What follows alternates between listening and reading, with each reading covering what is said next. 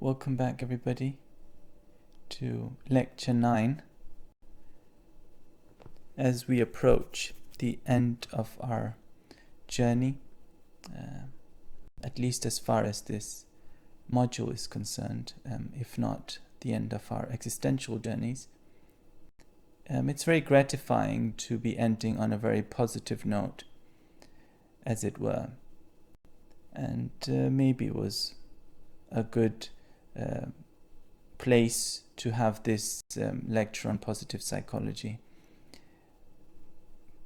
because the next two lectures that we will have, which are the last two lectures of this module, will be more on literature, reviewing and mixed methodologies, topics like that. So this marks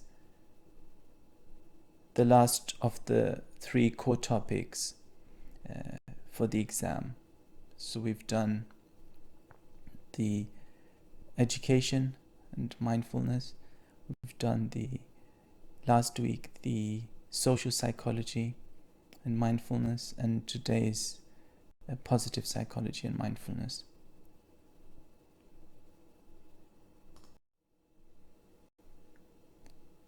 Right, so the main objectives and learning outcomes for this lecture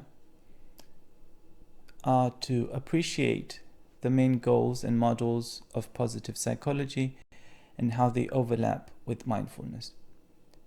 Of course, the common denominator for all these lectures that we've had has been mindfulness, and we've looked at various contexts in which it plays out.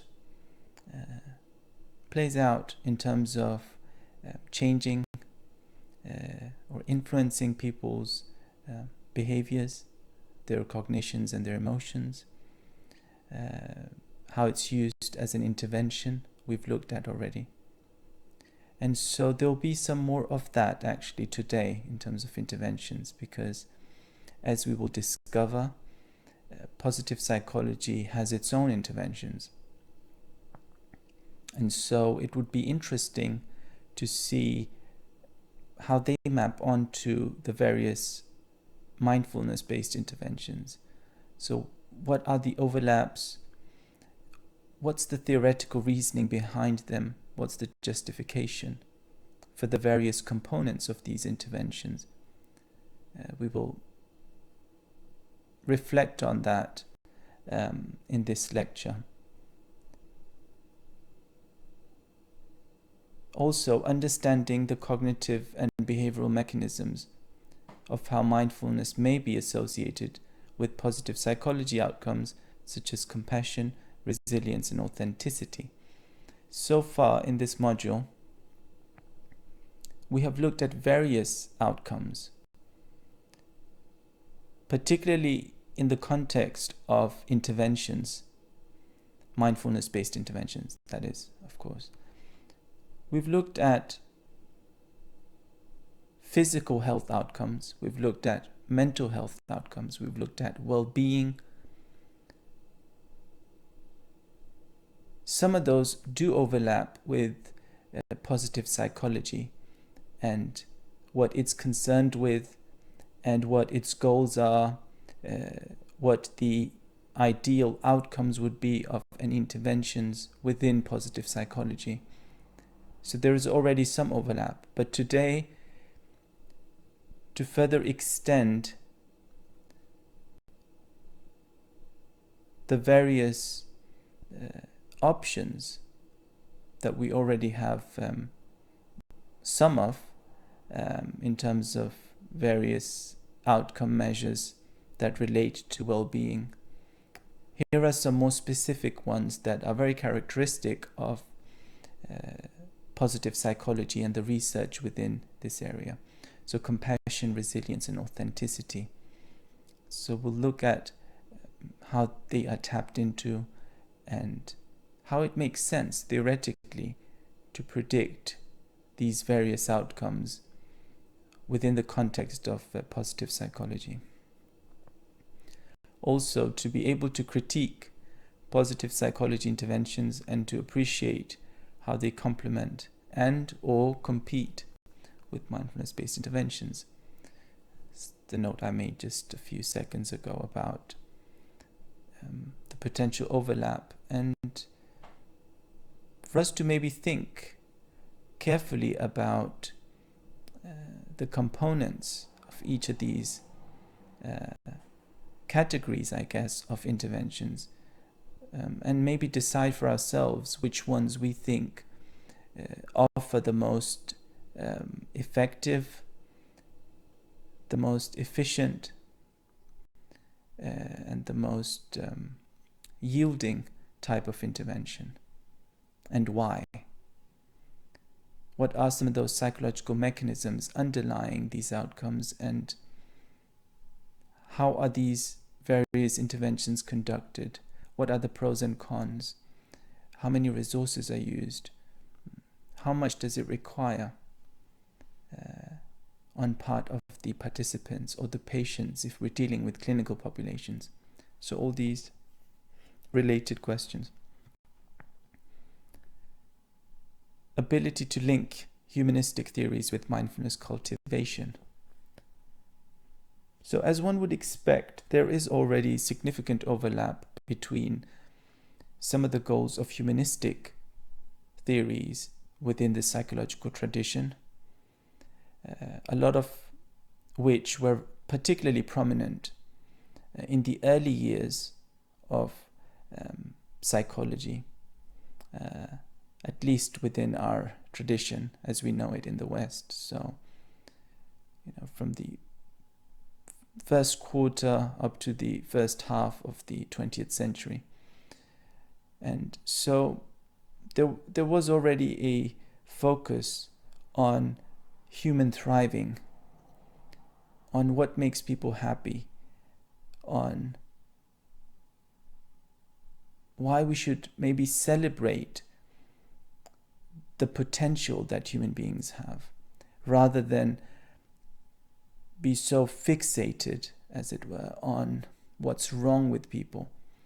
So in other words, the clinical side of things. So that it was almost, you can see it as a philosophical counter-movement to the prevalent focus of psychology, which has been clinical. So as such, positive psychology as well, you could argue is just a more recent manifestation of this rich history within the humanistic tradition, and as such asks the question, why should we focus so diligently on what's wrong with people instead of what's right with people, as it were?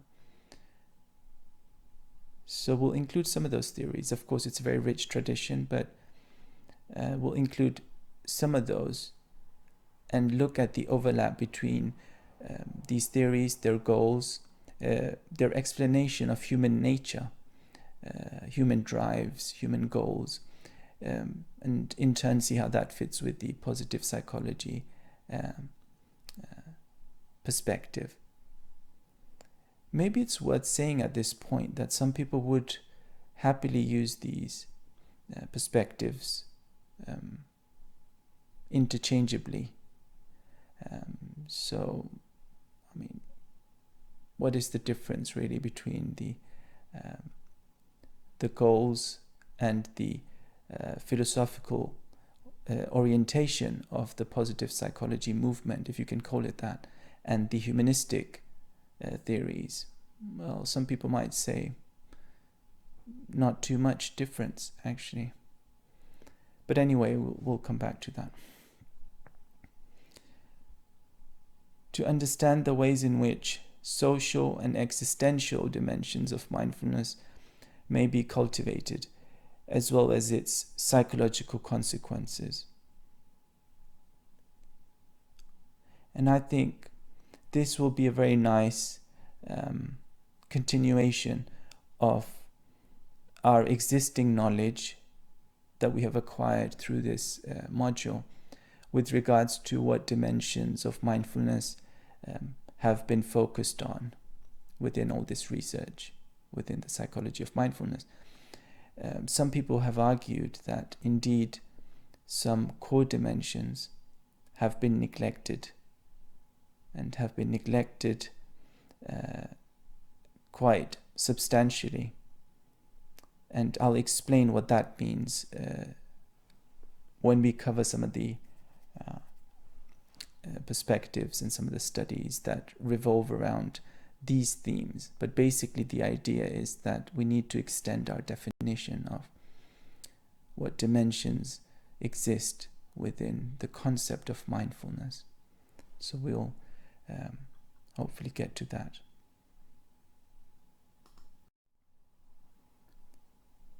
Right, so to give you an overview of the 4 goals of positive psychology, as Seligman puts it: foster better prevention by buffering the self. What does that mean? So if the goal of positive psychology, as was the goal of humanistic perspectives, is to facilitate human flourishing, to prevent mental illness, to prevent suffering, well, maybe we should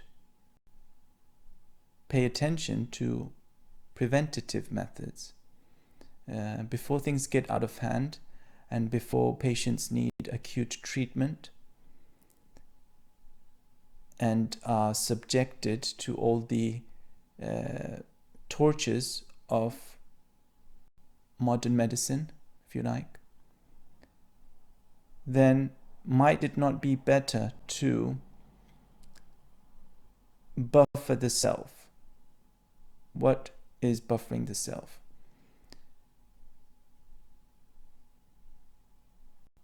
One way to look at it is to say that the self is a resource, okay?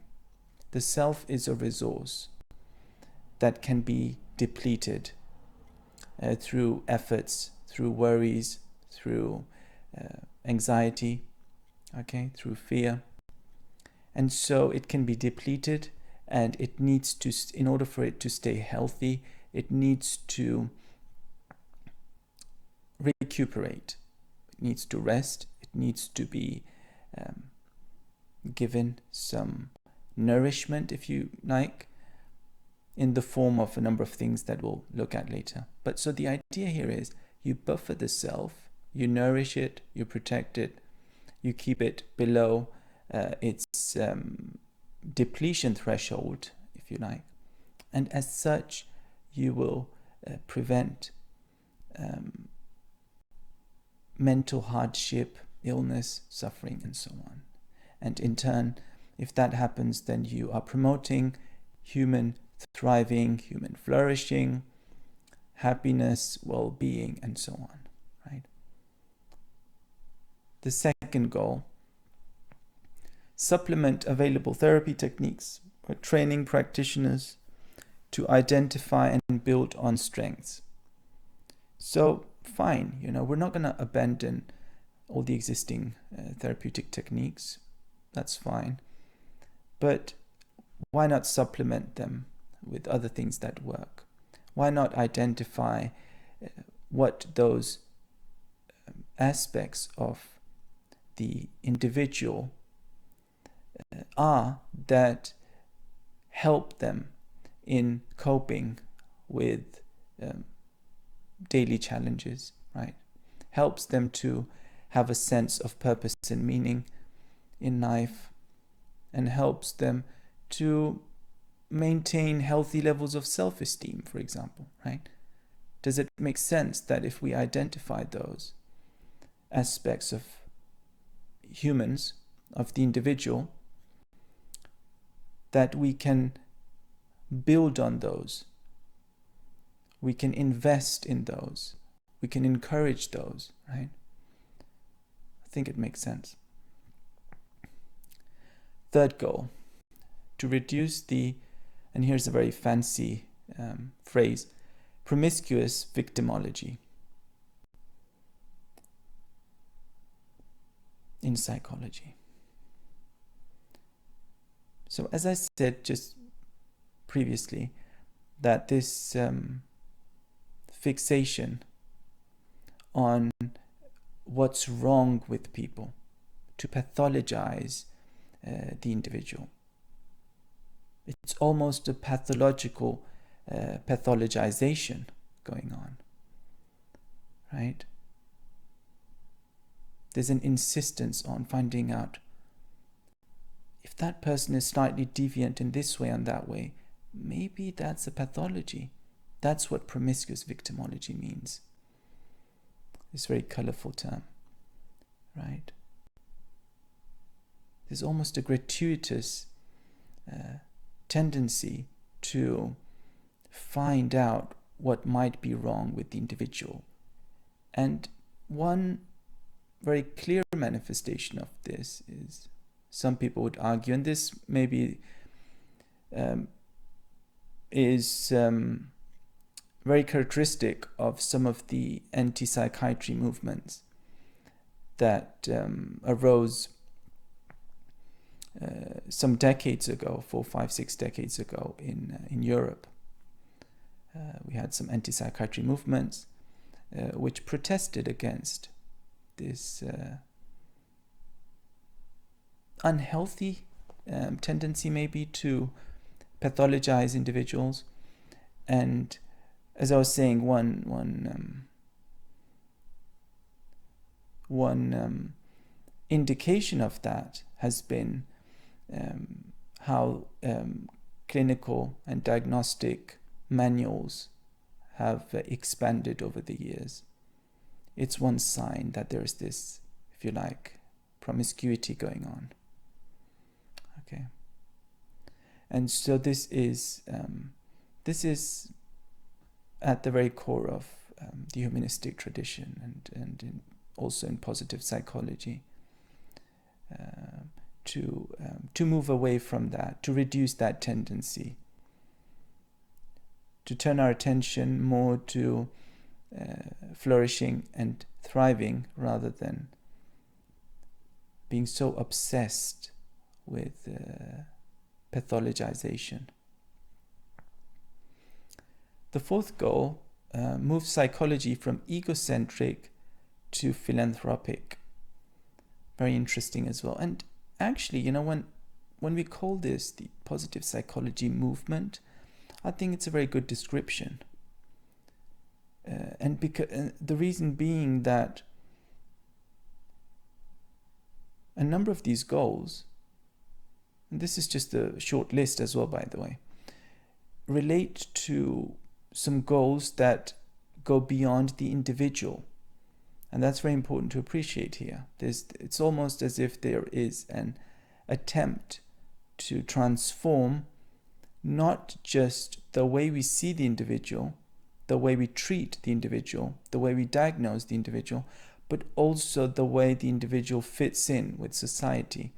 In fact, an attempt, maybe one might say, of transforming the view of human nature within society as a whole.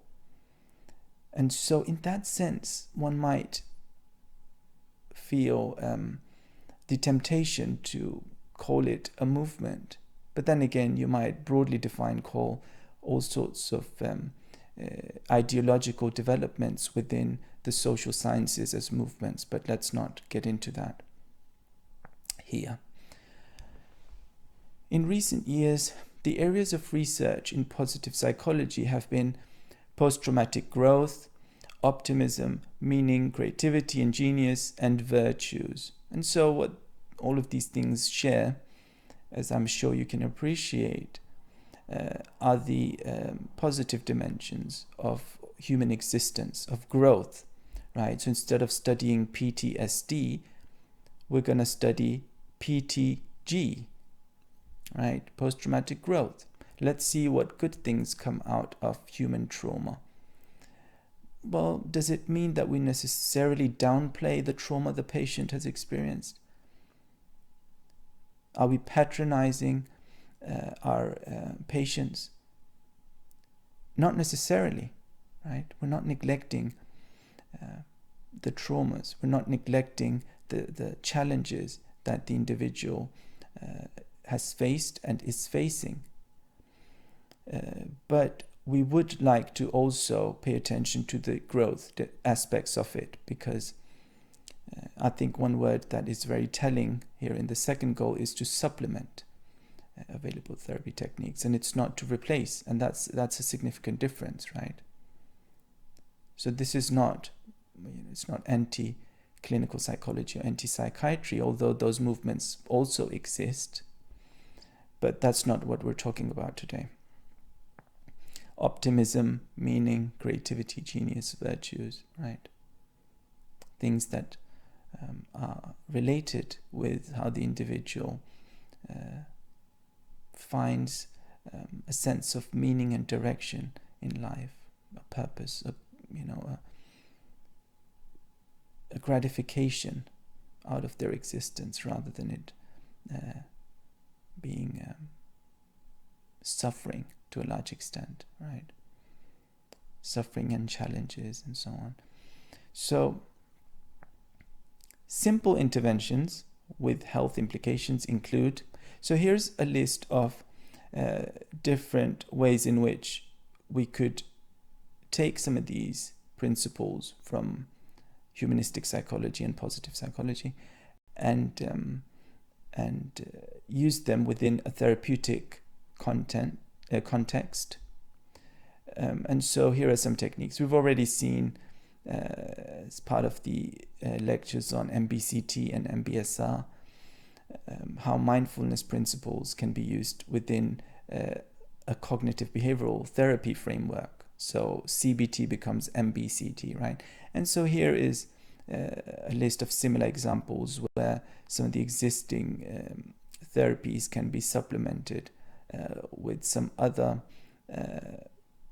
components that might address some of these goals more directly.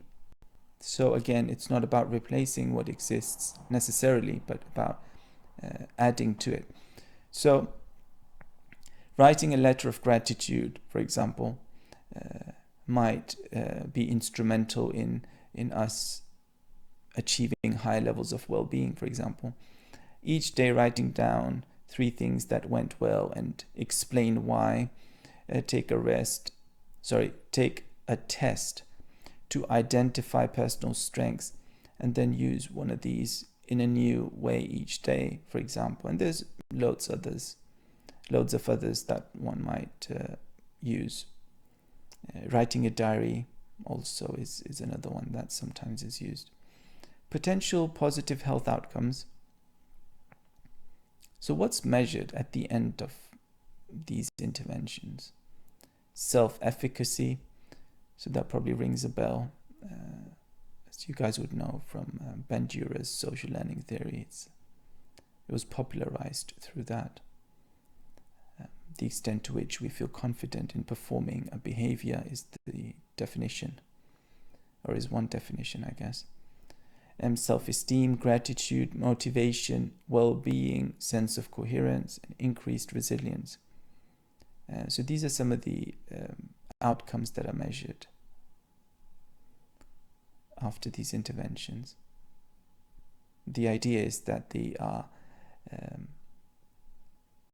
at the very core of some of the states of mind and some of the behavioral patterns, some of the cognitive patterns that we would like to be adopting for a high level of functionality and flourishing, if you like. How much overlap do you see between the goals of positive psychology and mindfulness? So that's a critical question right away. How much of this does indeed overlap with what we have covered within the mindfulness tradition? So something that we hopefully will get to discuss in the seminar as well in more detail, but maybe you should pause at this point and just have a think and see to what extent you think that there is some overlap And maybe there isn't, in your opinion, too much overlap in either case. In any case, maybe have a think about that and the implications of any overlap that might exist. Right, so for those of you who like these nice, colorful, fancy diagrams, I guess this one is, I think this is pretty useful as an overview of what some of the dimensions, what some of the aspects within human nature are that positive psychology focuses on, what it studies. And if you search for any of these terms within psychological databases, then you'll probably find a number of interesting research articles or theoretical articles that deal with studying these various aspects of human life. A lot of them will be from the humanistic and positive psychological perspectives. There might be some other ones. I guess some of these words are some of these terms are very, very general.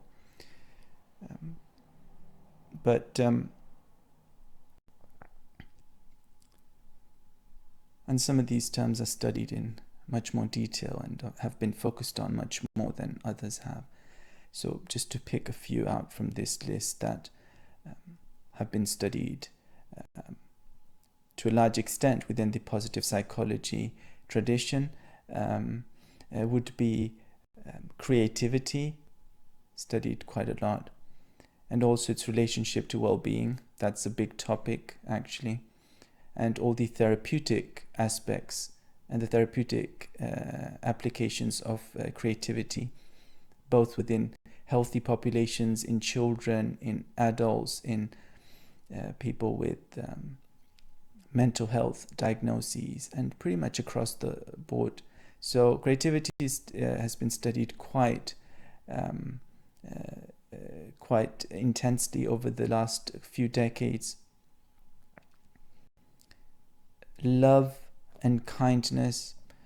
I guess some of these topics have also been studied in other areas of social psychology, but the goal there hasn't been to necessarily promote these or to identify them as human virtues and then look at ways of developing them, but more as how these aspects of human life might spontaneously occur or typically occur within a society or a culture. So we have had a lecture already on romantic relationships in social psychology, and so that's one example of where you could study love, but not as a positive psychology subject, but rather just as how it naturally arises and naturally disappears as well, I guess.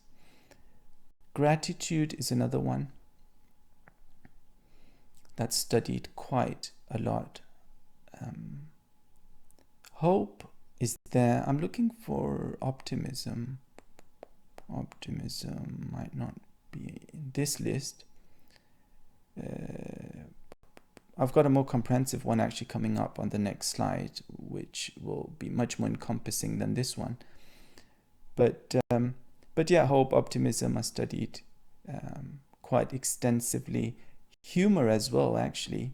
Humor and its role in human interaction, but also humor for the individual and its various positive outcomes for human well-being. Spirituality, of course, religion and spirituality have always been a key part of psychological examination and exploration.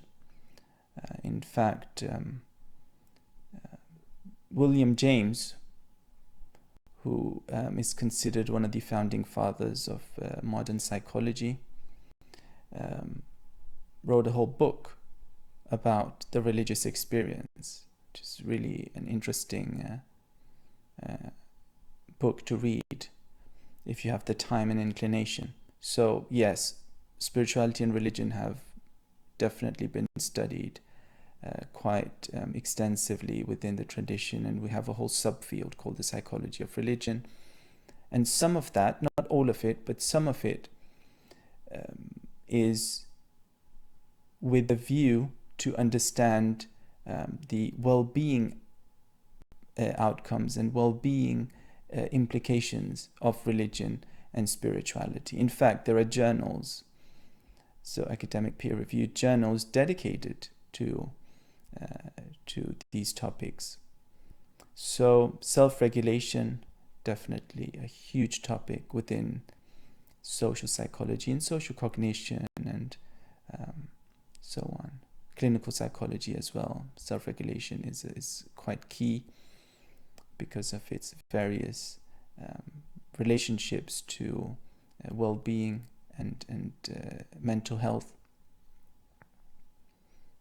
And so you have all these beautiful words surrounding this core, which for some strange reason, maybe not so strange, is in red.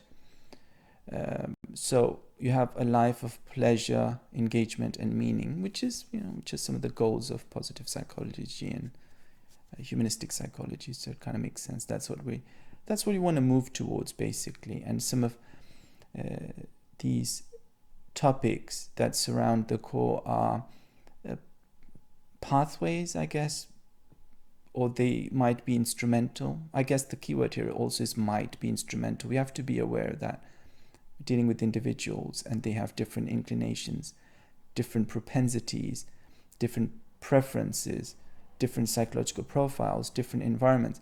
And so are all of these going to be equally important to every individual? Of course not. I mean, that's not what anybody is saying here, but it's a pretty comprehensive overview of some of the things that might play a role. I say pretty comprehensive. The reason I say pretty here is because on the next slide we'll have something that takes the whole comprehensiveness to a whole new level. So actually, on that note,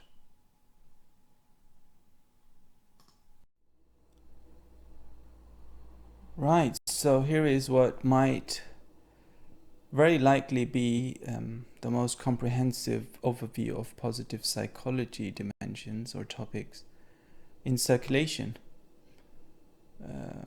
Not only that, I think its origins, to me at least, seem a bit mysterious because I wasn't able to find a reference for it. I stumbled across it online a while back, a few years ago, but never managed to find out its origins. So not only is it super comprehensive, but also has an air of mystery to it. So if any of you find out the origins of it, do let me know. If you want to reference this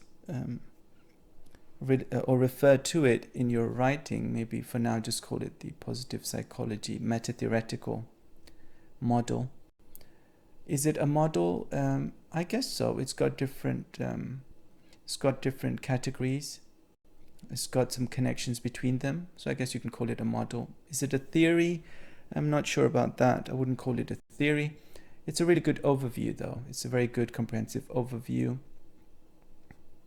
It can provide you with some good inspiration for searching for topics for your own research, to supplement what we're covering in the lecture and to maybe write about those in your assessment.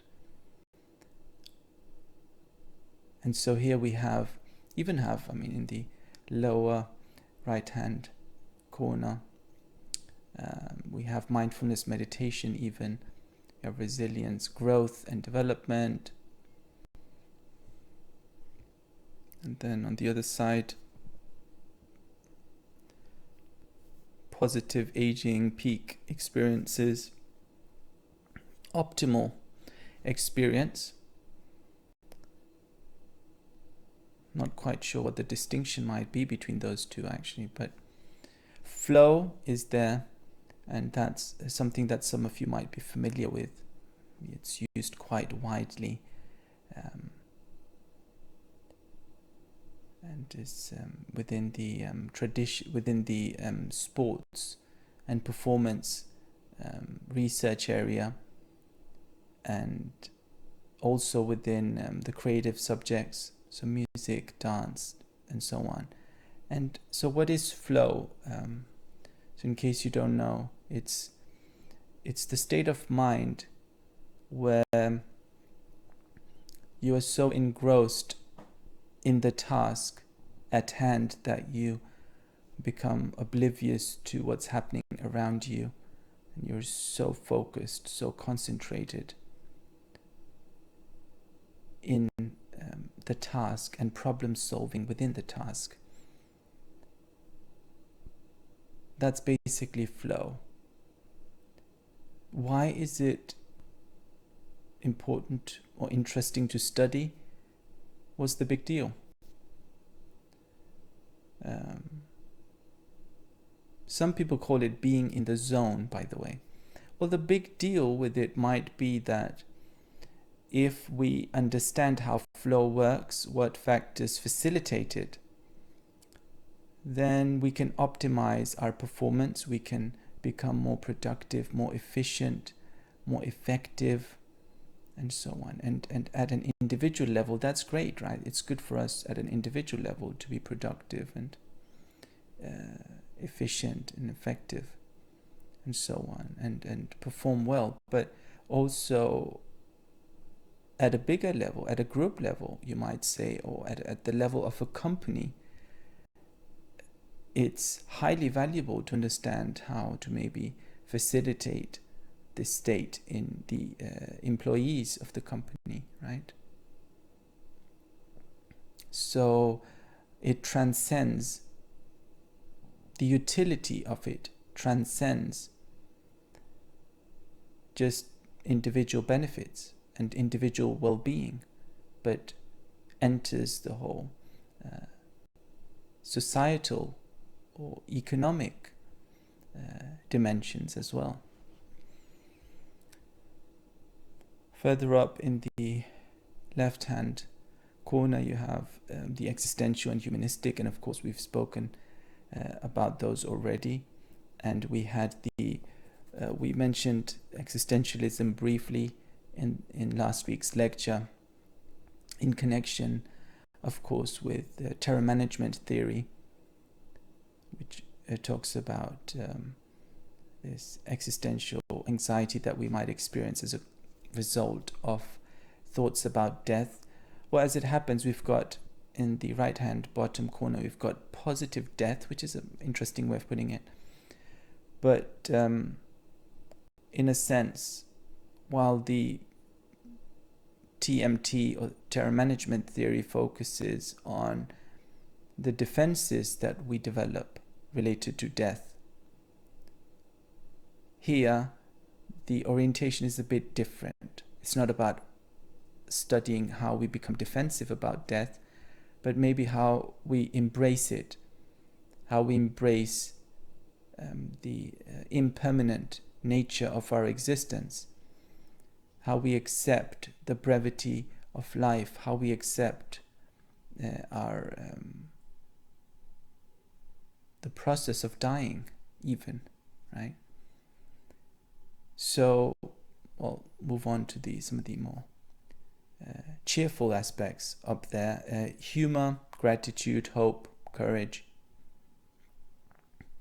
And of course you have spirituality and faith and belief as well, wisdom and knowledge.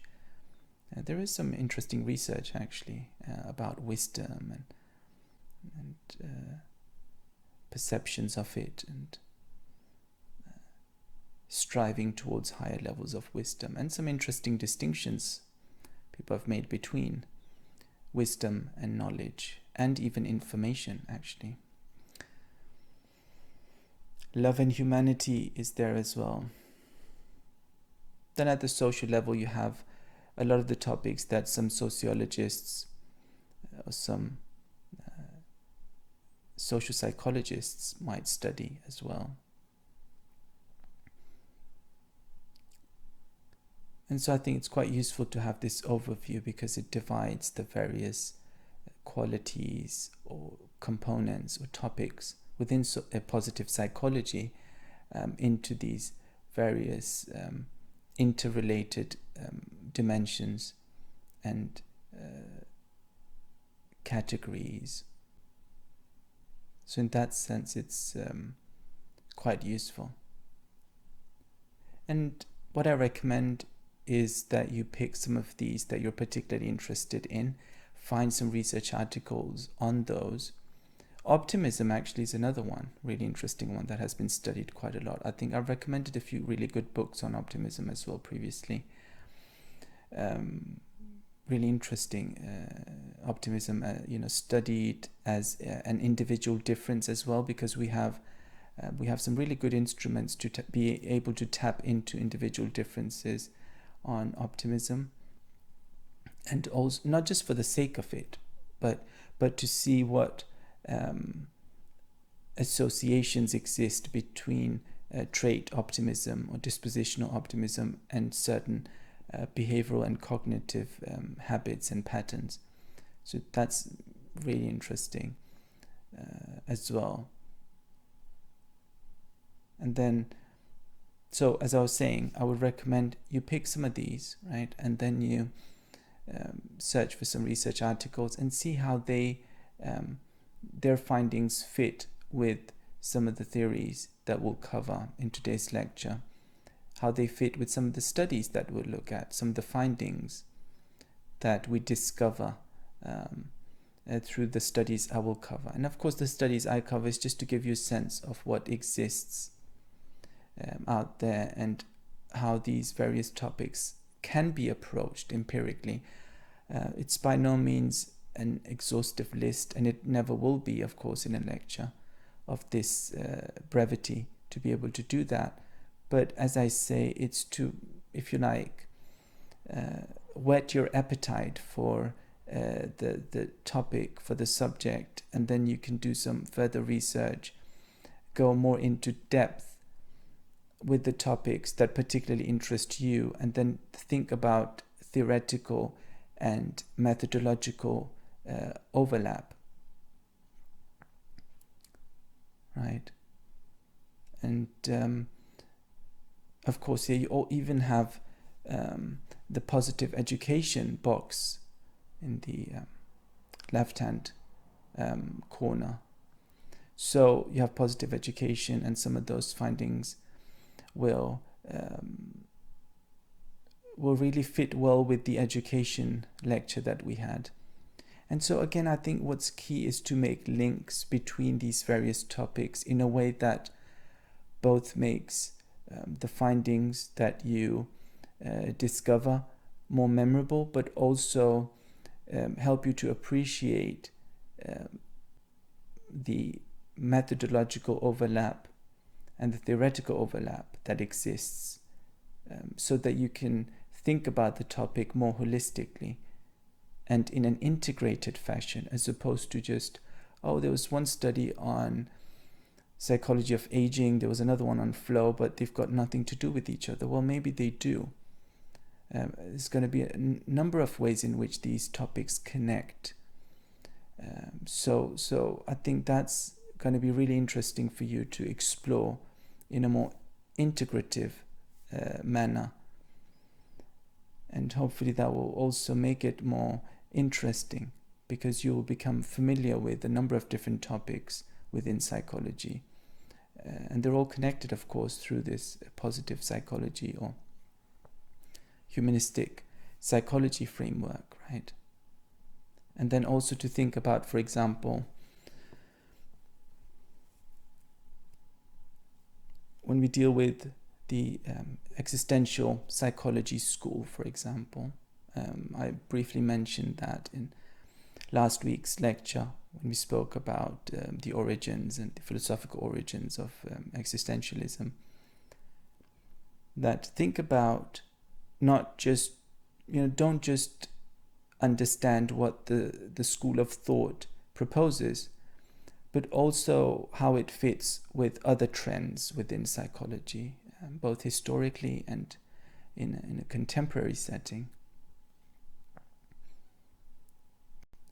Right? So, for example, linking this existential humanistic perspective to terror management theory by saying that, well, terror management theory is concerned with understanding what the consequences might be of our defenses that we put up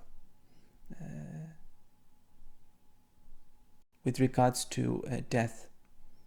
And in positive psychology, the focus is not going to be so much, if at all, on the defenses, but more on how we can find meaning. And that's, if you go back, then the whole existential philosophy and its origins, and it's had very different formulations over the years, of course, and but the common denominator is to find meaning, right? And so if you're coming from the positive psychology perspective, then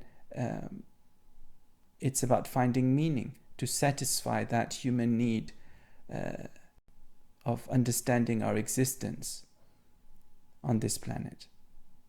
That's what we're after. We want to satisfy that need, because it is a need. And so whereas terror management theory might have more of a focus towards how some of those various defenses are activated in our day-to-day life, here the search is for ways in which we can obtain or attain that sense of meaning, because it's a basic drive, it's a basic need.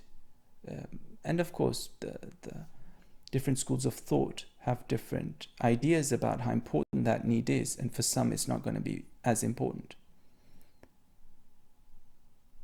And then to maybe look at other developments within that area, without maybe deviating too much from psychology. But of course there are ideas about human beings, while they do have a search for meaning, there is no meaning, and so because of that it's called absurdism. So this school of philosophy is called absurdism, because it's absurd that human beings apparently have an innate need for meaning, but it's nowhere to be found. It doesn't exist, according to some. It's of course a more pessimistic, you might say nihilistic point of view. But if it doesn't exist, then that becomes absurdism. But positive psychology is saying the exact opposite.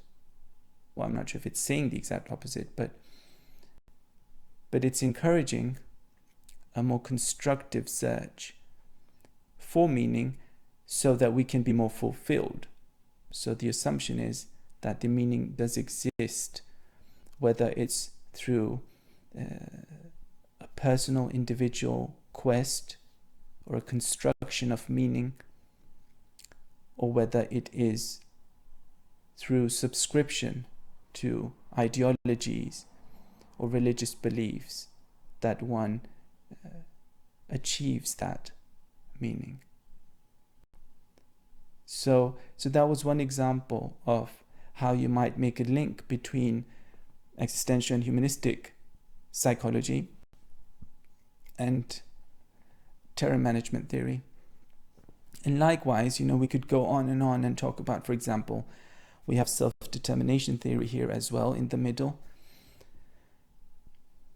right? And you could link that and intrinsic motivation with flow and performance, and in turn you could link that to some of the other areas that we have dealt with previously in the module, as well as what we'll deal with later today in this lecture.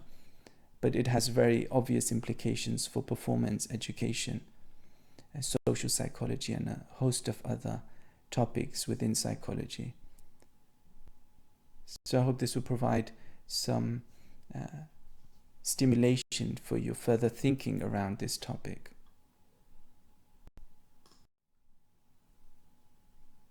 Right, so I think this is a very interesting attempt to expand our current understanding of the various dimensions of mindfulness, or at least the dimensions of mindfulness that resided within the various measures of mindfulness that we have looked at so far in this module. This takes it to a next level, I guess you could say. But so in that sense, it's so Nilsson's four-dimensional model of mindfulness. It's proposing an inclusion of these social and existential dimensions to mindfulness. Again, it's not an attempt to replace the existing ones with these, but to add them to the existing dimensions, right?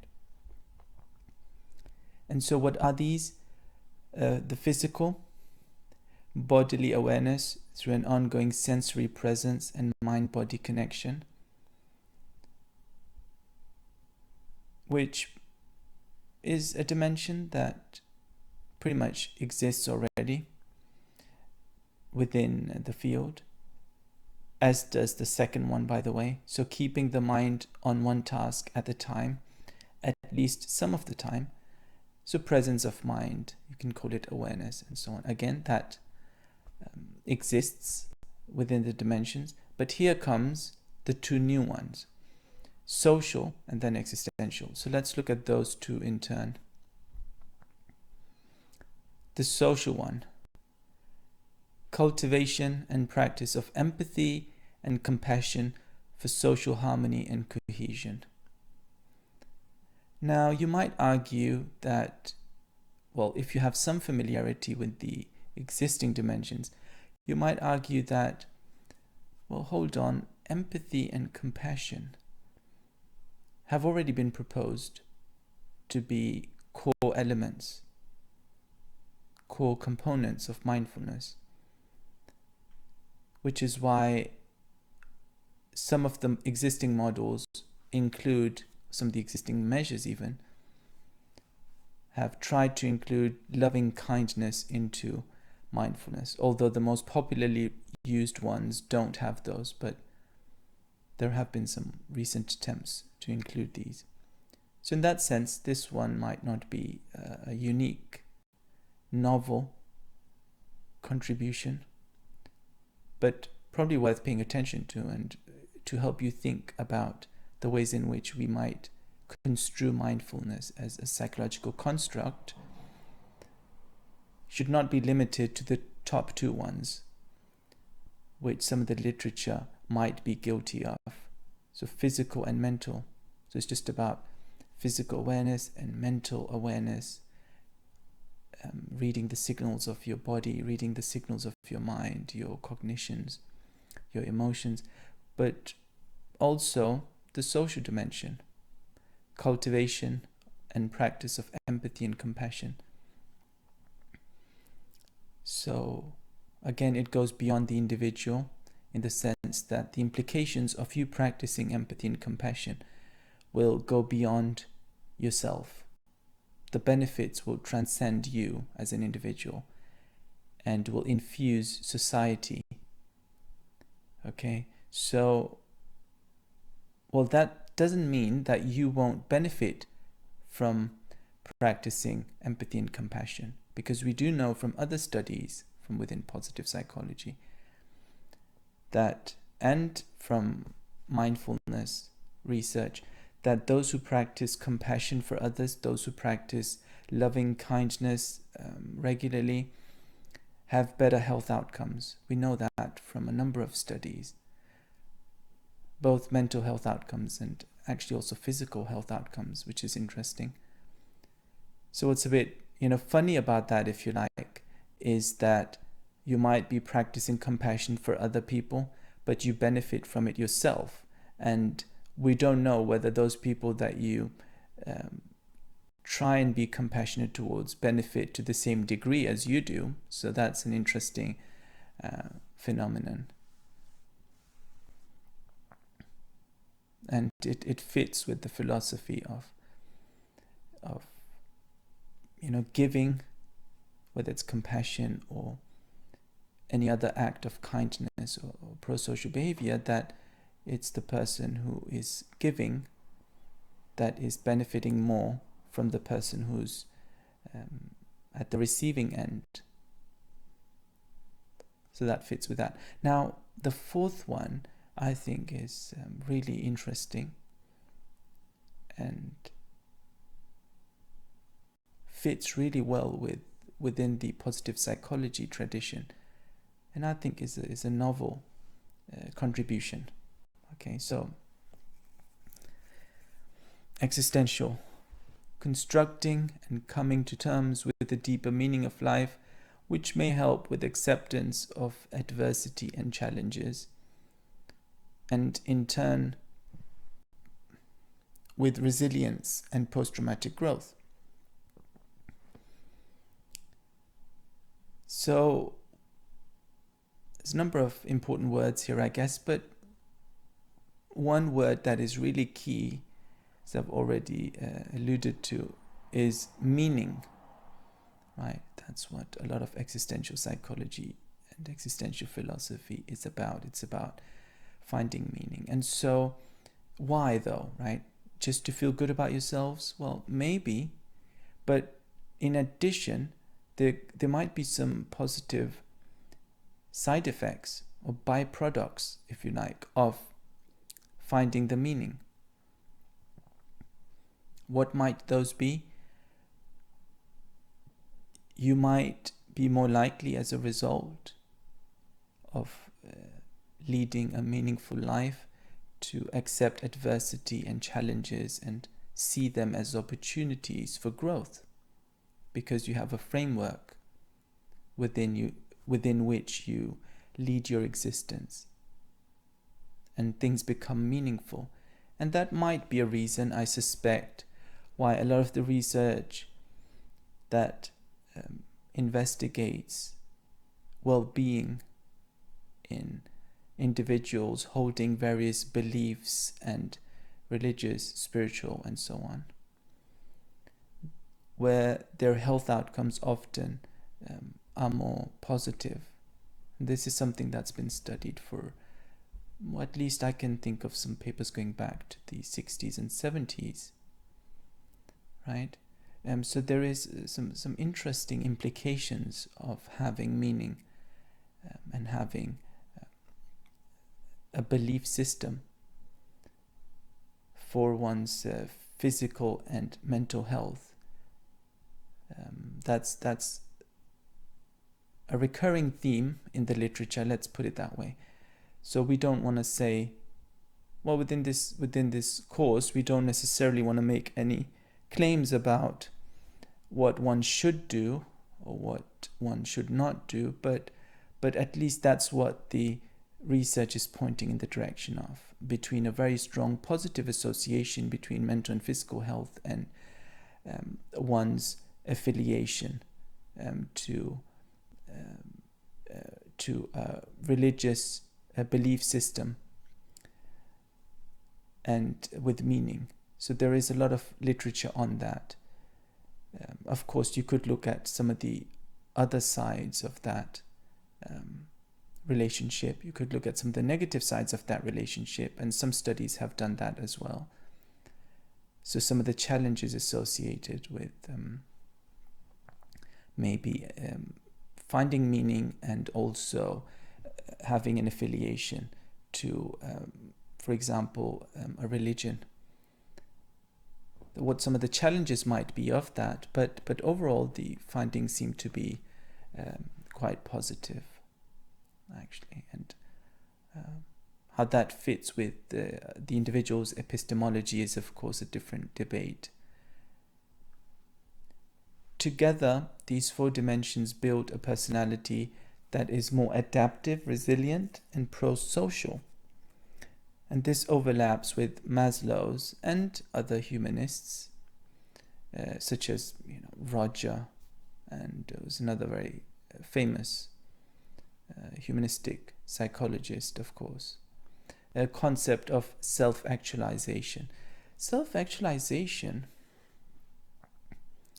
trying to think whether that appeared in that lovely overview that we just looked at. It probably should, if it's not already there. It's one of those widely studied topics within the humanistic tradition. Of course, it's maybe a bit difficult to operationalize and measure, but a lot of qualitative work has been done on it. And some people refer to it as self-realization as well. There is a bit of overlap there. Some people make a distinction as well, I guess. So the idea of Nilsson's four-dimensional model of mindfulness is that they build a personality that is more adaptive and resilient. And that in turn fits with the post-traumatic growth as well, because you will see a number of the challenges that you face in your daily life, a number of the failures that you experience in your life as opportunities for growth, rather than failures as such.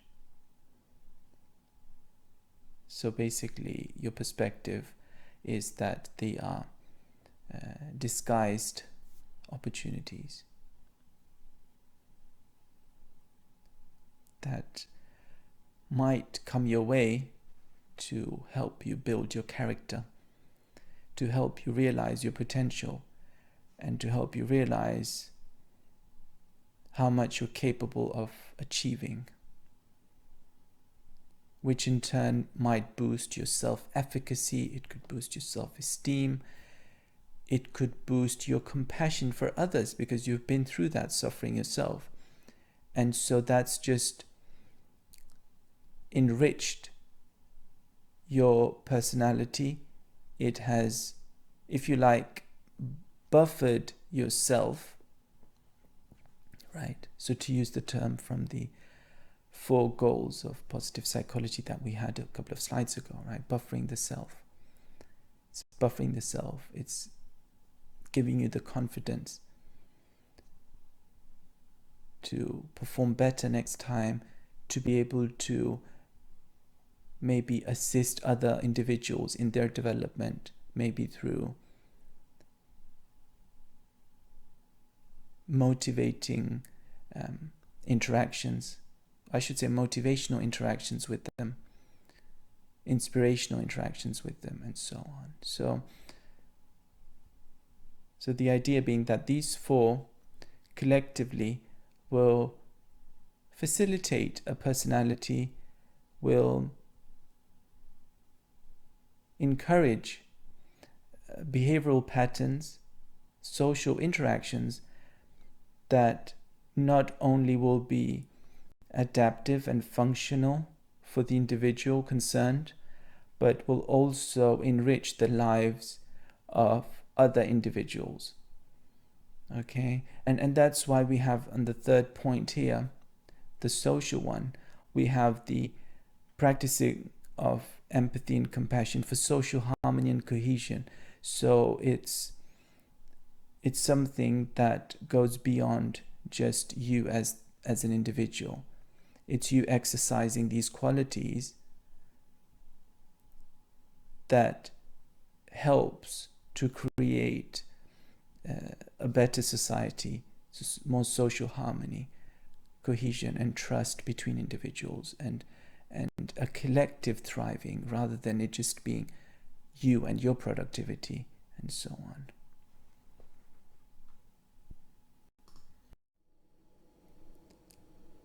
Right, so just to illustrate one approach that one might take to examine the role of mindfulness within the existential dimension, or religion specifically, here's a study that I think might be useful. So what's the bigger picture? Maybe the bigger picture is that religious beliefs can give individuals a deep sense of meaning, and as such it relates to the existential dimension. And as I mentioned just earlier, is that religious beliefs and religious affiliations and behaviors, including rituals, are associated positively with well-being pretty much across the board, and in fact also longevity. For whatever reason, we're not going to get into those reasons here, but there is that link, and that's why it's relevant for positive psychology, right? So might there be any interesting relationship between mindfulness and religious beliefs or religious attitudes, or in this particular case, religious self-representations? Maybe. So Crescentini and colleagues in 2014 published this study where they compared an 8-week mindfulness meditation group with the control group, and they wanted to see whether the religious individuals, because they were all religious individuals, whether their implicit and explicit religious self-representations might change as a result of mindfulness meditation for 8 weeks, right? So why is this interesting? Why might this be interesting within, religious populations to study whether mindfulness meditation, as they call it, mindfulness-oriented meditation, makes a shift in our religious self-representations, the way we represent ourselves religiously? Is that interesting? Is that relevant somehow? Well, it might be relevant because you might assume, you might predict or hypothesize that mindfulness plays a role or can play a role in aligning our implicit and explicit attitudes, and in this case self-representations, which in a sense you could argue are a form of attitudes. They're almost attitudes towards yourself. How might it align implicit and explicit attitudes, and why is that relevant? Well, we do know from a lot of previous research within religious cognition that there can be cases of a misalignment between individuals' implicit and explicit attitudes. And in the previous lecture, I mentioned a bit about ways of measuring implicit attitudes, that often it's a case of associations. And so, particularly in socially sensitive areas, or in areas where there might be a really good reason for there to be a discrepancy between implicit and explicit attitudes, we find a discrepancy.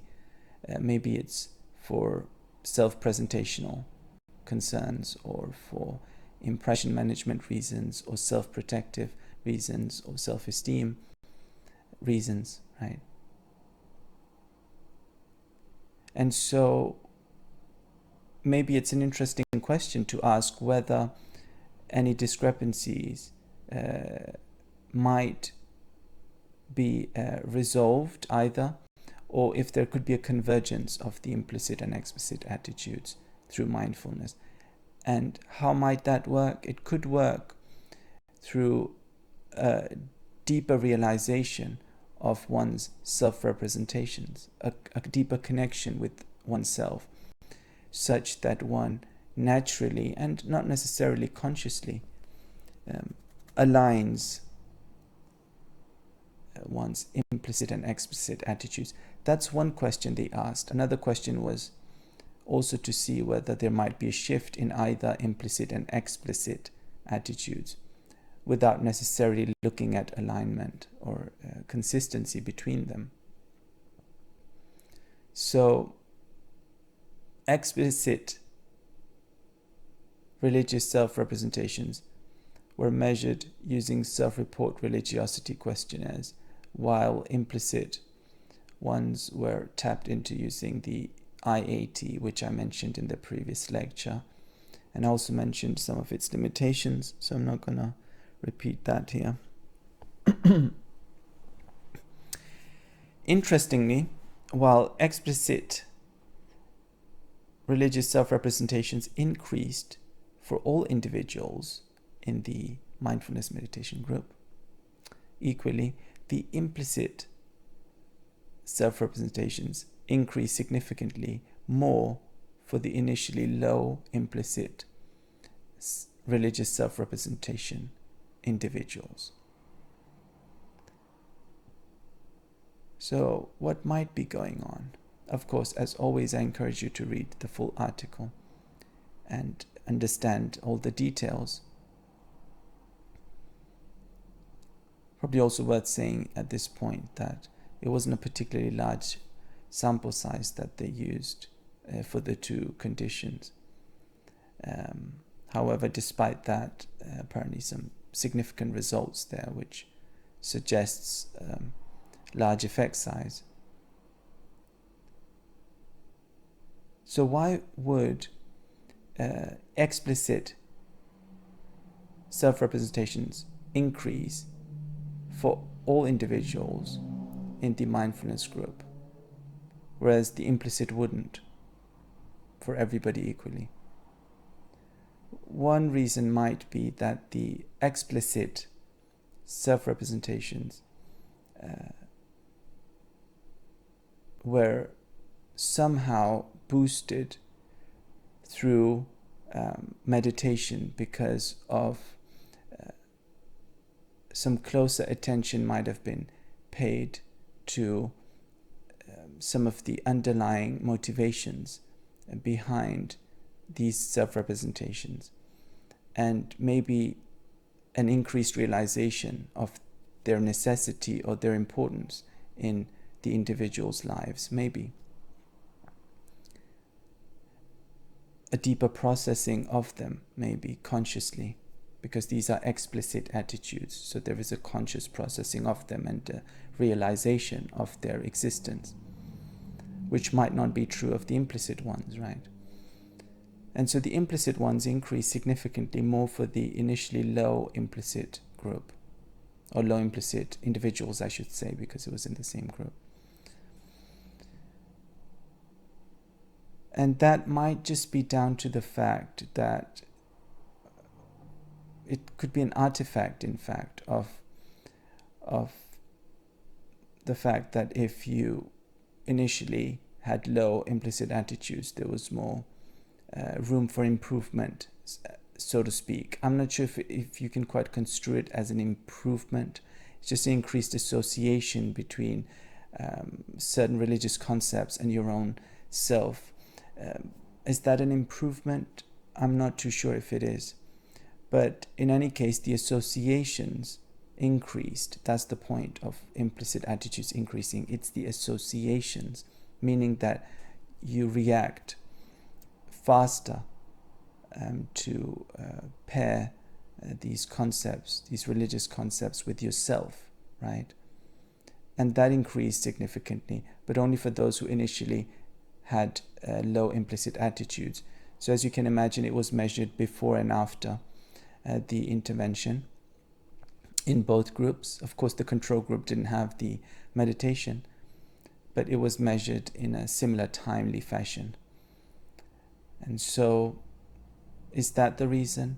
Or, maybe if you already had a high association between religious concepts and yourself, then there's only so much faster you can go with your associations on, especially in these paradigms. So we have to be a bit aware of some of the methodological limitations of this particular paradigm, right?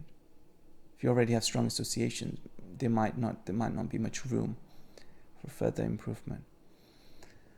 The longitudinal design allowed for both implicit and explicit attitude change. So longitudinal in the sense that it was done before and after the 8 weeks. Previous studies have shown that implicit attitudes change slower than explicit. So there's a lot of research on that, and some have proposed that the reason is that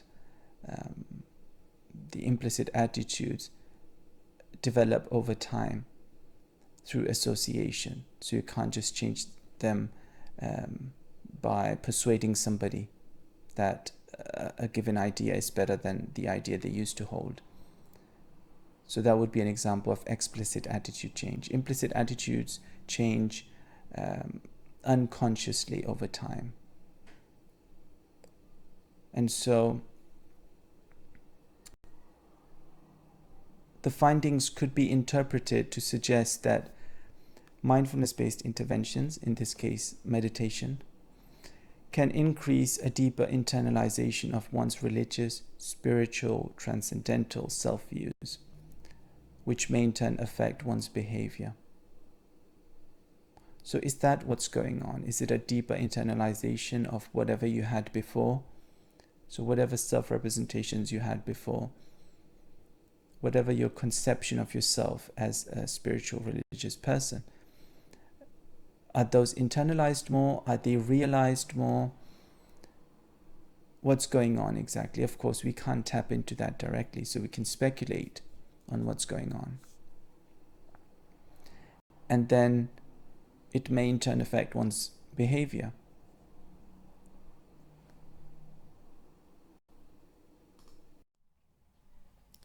Or, alternatively, what happened was the development of mindful awareness could suspend one's over-identification with the self and increase the non-self, or a sense of the socially constructed self, right?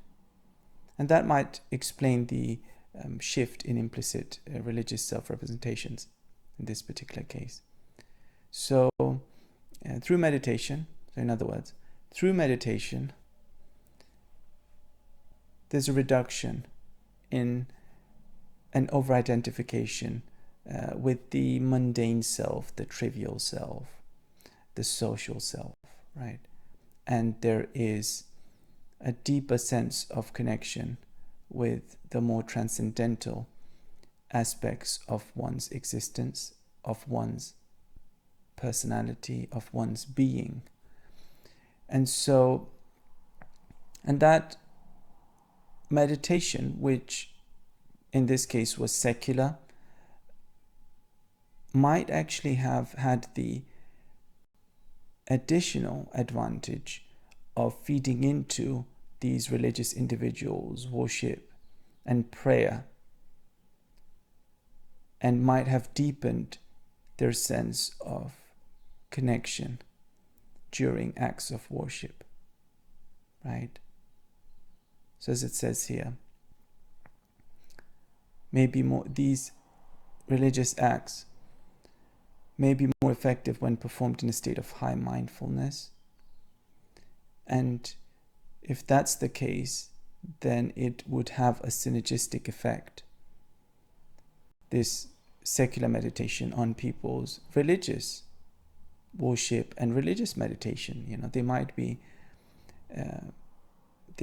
be doing some of their own religious meditation in addition, or whatever usual worship they do. And so the reason for the change in the implicit religious self-representations might have been because of this deeper connection, this beneficial effect of the mindfulness meditation on the other acts of worship. And as the third bullet point says, we already know from previous studies that implicit self-esteem is related to dispositional mindfulness positively, right? There's a positive association. And so from that, the leap to religious self-representations at an implicit level isn't that great. Because in this case, instead of measuring DM, what they measured was whether mindfulness for 8 weeks, so meditation, would boost implicit religious self-representations. And so if there is indeed a way in which our implicit self-esteem or implicit self-representations might increase in terms of how strong those associations are through either dispositional or cultivated mindfulness, it suggests that at some level there is possibly a deeper processing going on that facilitates the associations between these concepts, these religious concepts of self-esteem and ourselves. And so what has that got to do with positive psychology? What are some of the links with positive psychology of these various findings? Well, we have already seen that subscribing to a worldview, believing in God or having religious beliefs generally and religious practices gives a lot of individuals a sense of meaning and purpose.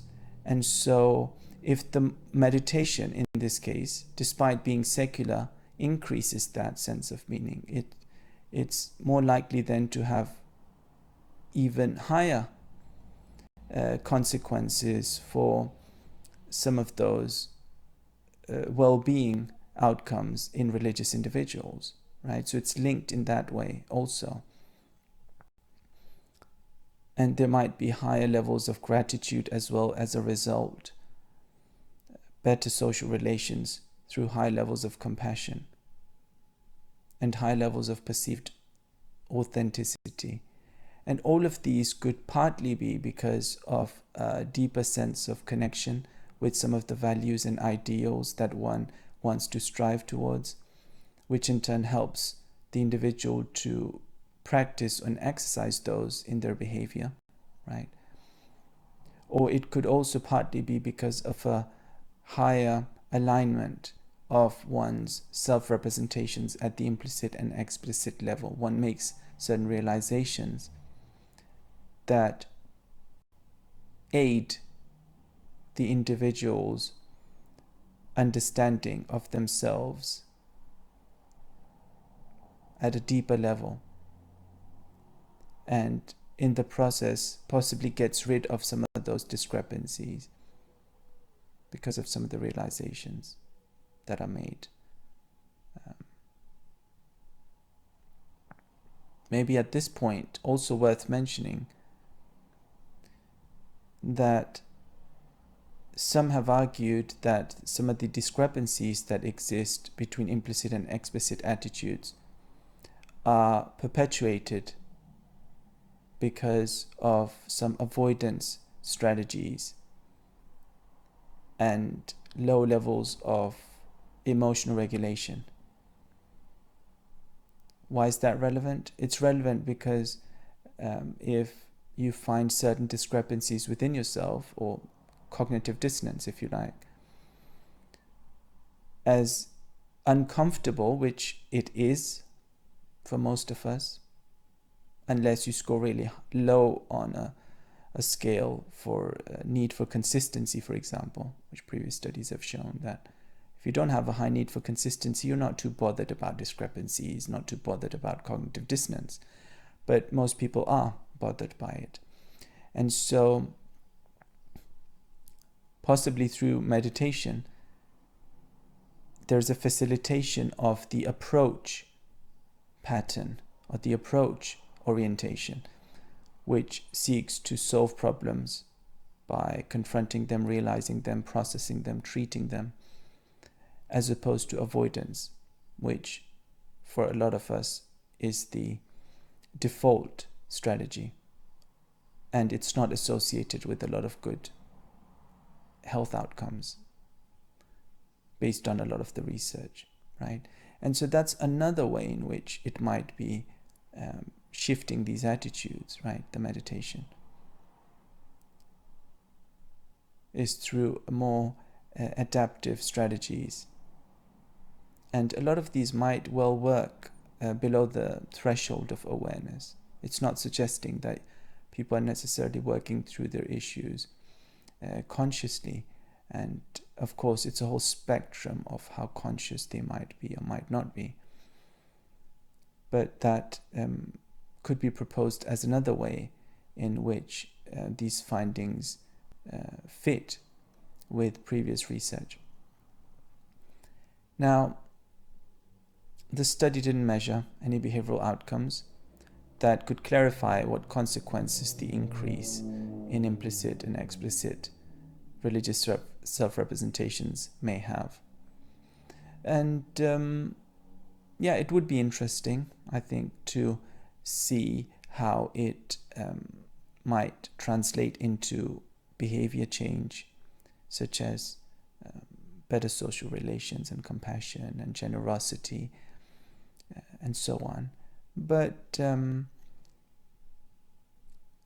it's not necessarily a limitation as such, because a lot of social cognition research has its primary objective as understanding the cognitive processes and the measurement of social cognition itself, and not always as how it relates to behavior, although that's often very valuable. I think most people would agree that it's valuable to explore the link between cognition and behavior, but it's not always done.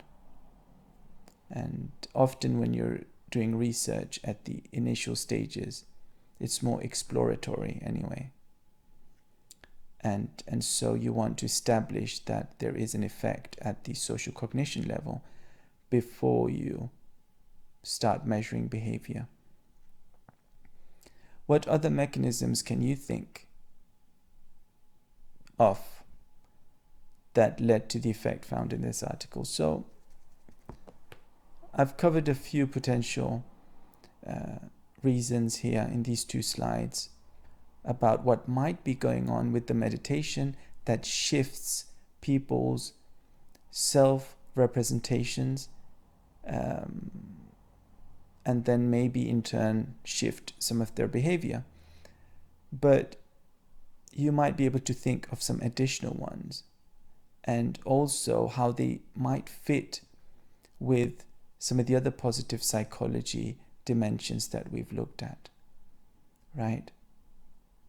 Because you might say that, for example, that the fact that we have this need for meaning, a lot of us anyway, that if that need is fulfilled or it's met at a higher level, it results in a deeper sense of meaning, as it says here, then one might reasonably predict that it will also have a knock-on effect on some of the other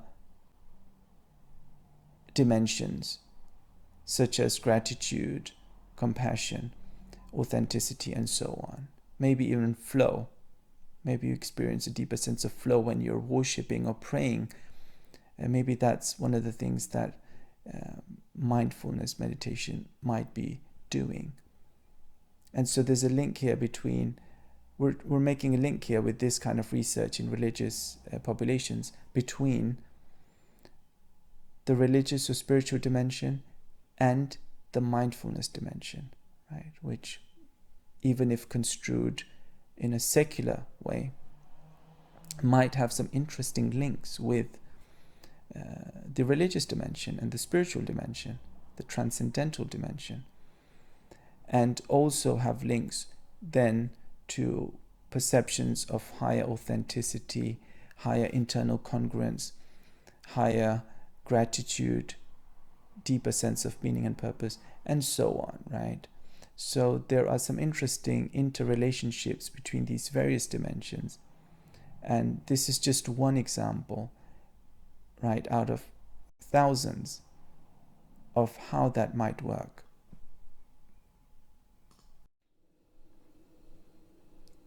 Right, and so as for the social dimension, of the four-dimensional model of mindfulness and its various links to social life, to social interaction, which would be an opportunity for individuals to practice, to exercise some of their positive psychology qualities, you might say.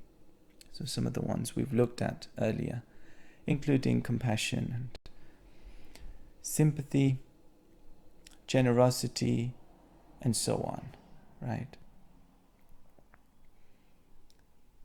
Now, one question we might ask here is, what might the origins of some of these qualities be before we even look at some of the ways in which it's expressed in social interactions? And in that regard, there is some research on the relationship, the positive relationship between secure attachment style and mindfulness.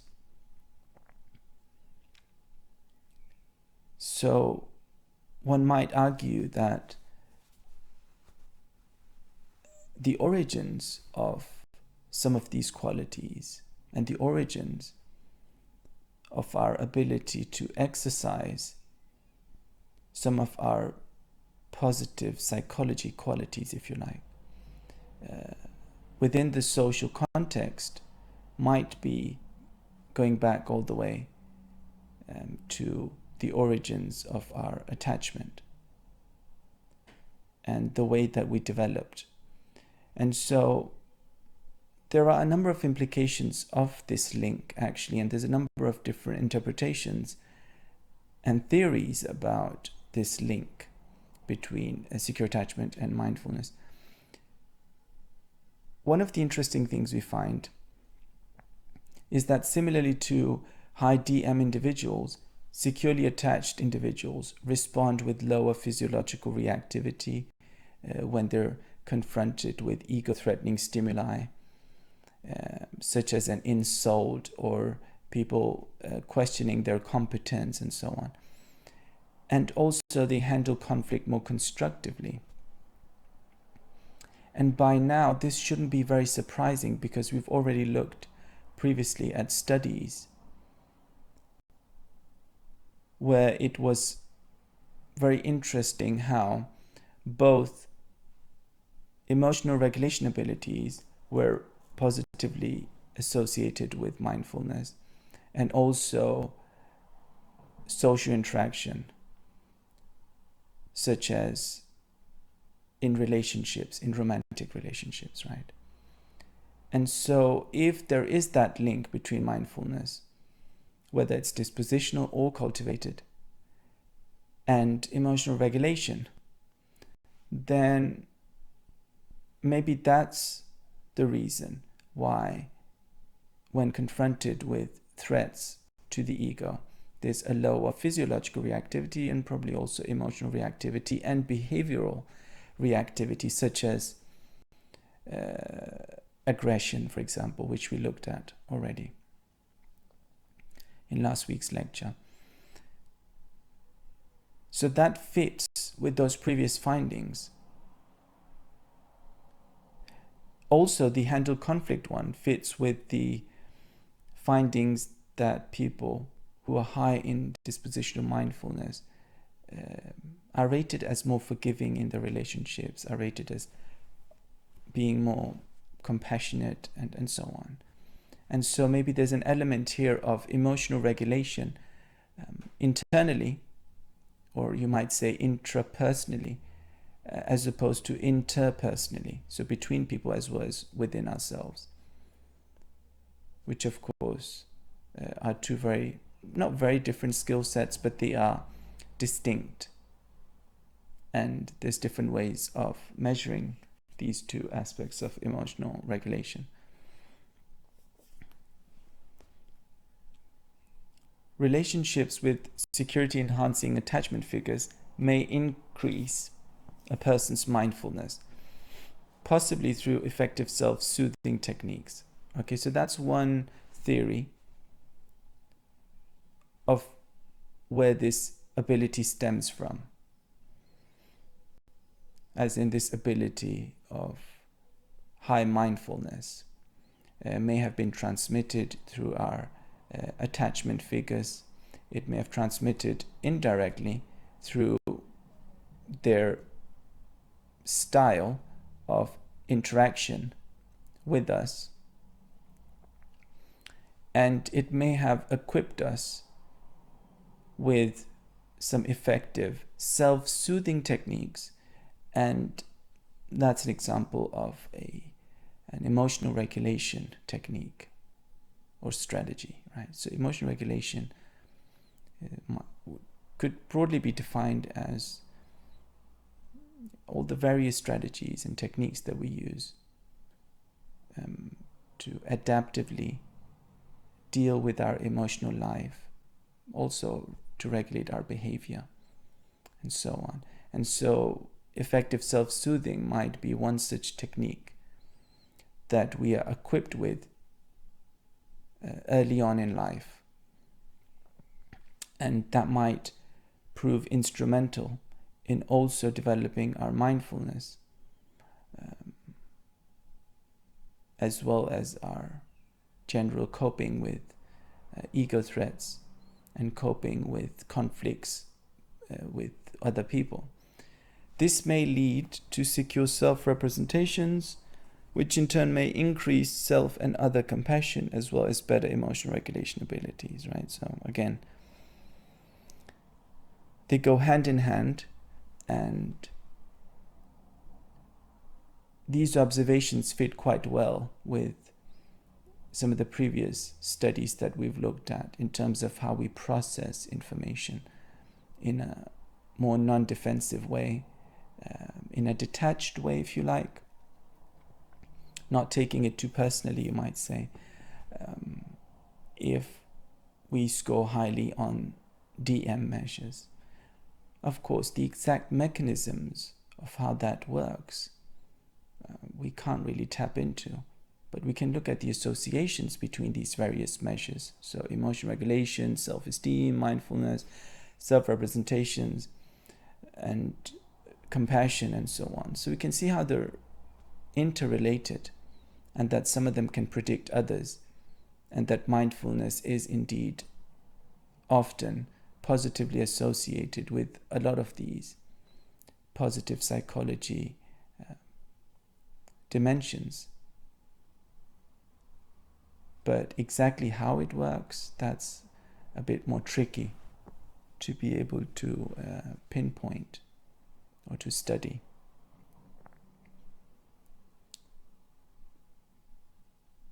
Particularly because if you were to use any experimental paradigm to manipulate some of these variables, it would be very tricky, right? How would you manipulate somebody's self-esteem? How would you manipulate their compassion? How would you manipulate their mindfulness? Well, mindfulness you can, right? You can give people training, as we've seen, even if it's a 5-minute raisin eating task or a 12-minute guided meditation.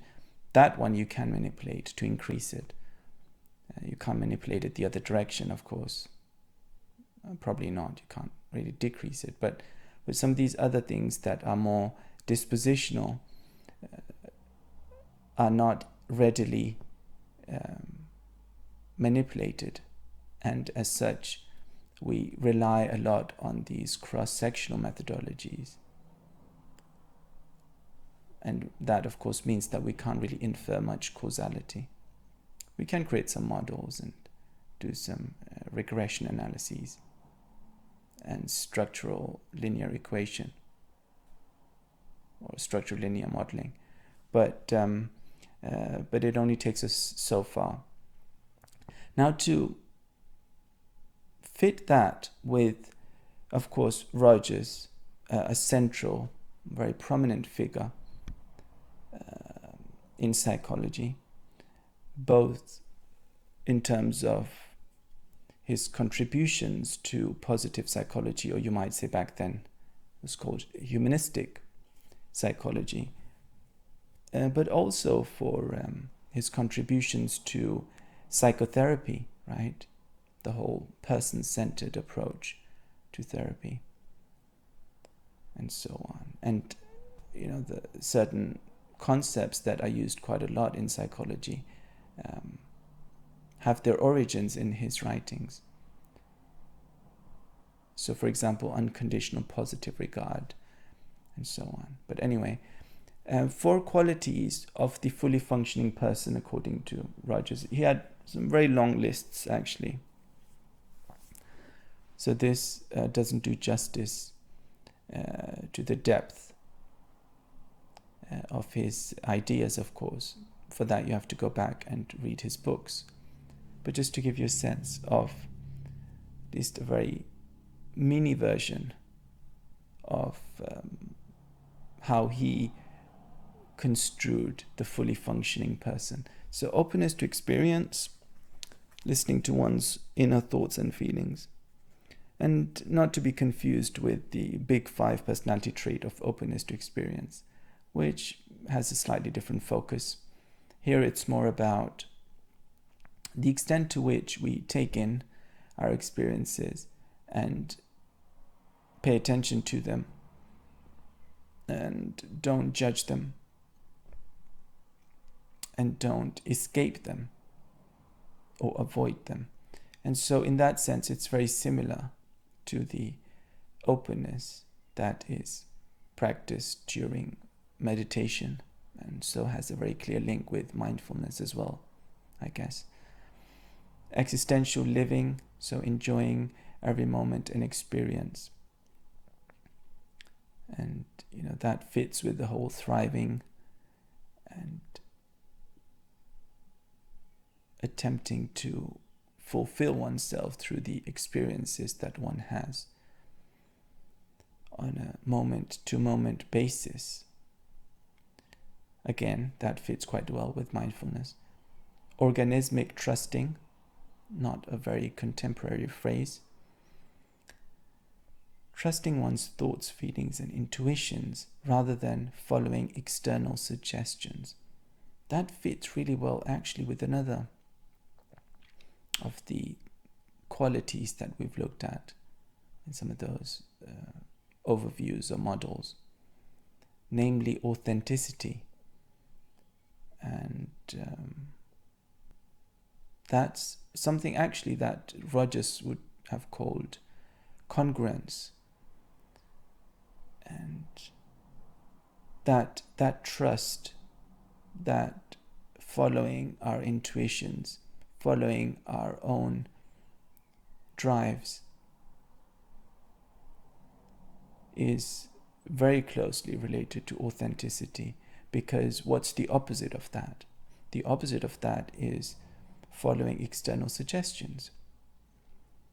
And what's interesting here is that, to make a link to modern and the postmodern world, even, you might say, here is that the external suggestions that Rogers was probably referring to here probably weren't as abundant back in that age compared to now. And so we have many more suggestions, I would argue, today. We have a lot of input from the external world with a lot of suggestions as to what we should do, what we should feel, and so on. And so it's probably even more relevant today what Rogers said than it was back then, at least with regards to this particular point. And so in this day and age, we might argue that a lot of us have abandoned this connection with ourselves and our intuitions, and we are part of a social system, an economic system, a political system that relies very heavily on following the crowd and trends and suggestions made by other parties, made by other individuals, other corporations, and so on. And so this is actually could really interestingly be applied to modern society. Anyway, the fourth one, experiential freedom. ability to choose a given course of action and taking responsibility for one's choices. So it's a twofold quality here that we are dealing with. And you might argue that another way to describe this would be autonomy. So is Rogers talking about autonomy here? The extent to which we can make life decisions and take full responsibility for them. Well, probably. And of course, the extent of our autonomy in turn would be a function of the social context, the political context in which we inhabit. And so, to what extent that is something that we could change as an individual is, of course, questionable. However, taking responsibility for one's choices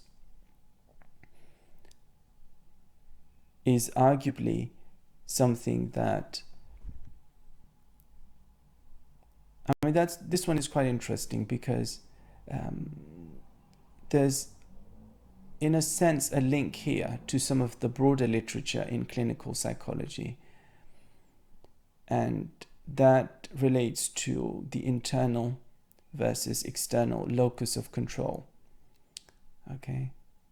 And so the extent to which we take responsibility and we believe that we are in control of what happens to us and what we do, as opposed to us pointing fingers at others, at other individuals, our parents, society, or anything else, right? Even our genes, even our biology, right? So this distinction between whether we take responsibility or we blame others is a very interesting one and has a lot of interesting applications within clinical psychology, and there is a lot of research on it, actually. And what's so great about taking responsibility for one's choices? Well, we could have a whole lecture about that, but just to maybe make a few suggestions quickly here, or just to give you a few ideas, is when we take more responsibility for what we do, then we might be more likely to change our behavior, change our attitudes, because we think that we are in control and it is our responsibility. And so we act more, we are more likely to take more functional approaches, and we are more likely to solve problems, right? Rather than blaming others, because as soon as we stop taking responsibility for what's happening to us and for what we're doing, then it ceases to be relevant whether we can change or solve the problem or change the status quo. And so that's just a couple of reasons why it might be relevant for clinical outcomes. Because I'll leave it to your imagination to think about all the various consequences it could have for your mental and physical health, for your social situation, for your progress, even broadly speaking, right? Within positive psychology, your progress, your development, your self-actualization. To what extent do you think that's a function of the choices that you make as an individual, as opposed to what you're forced to do by others, right?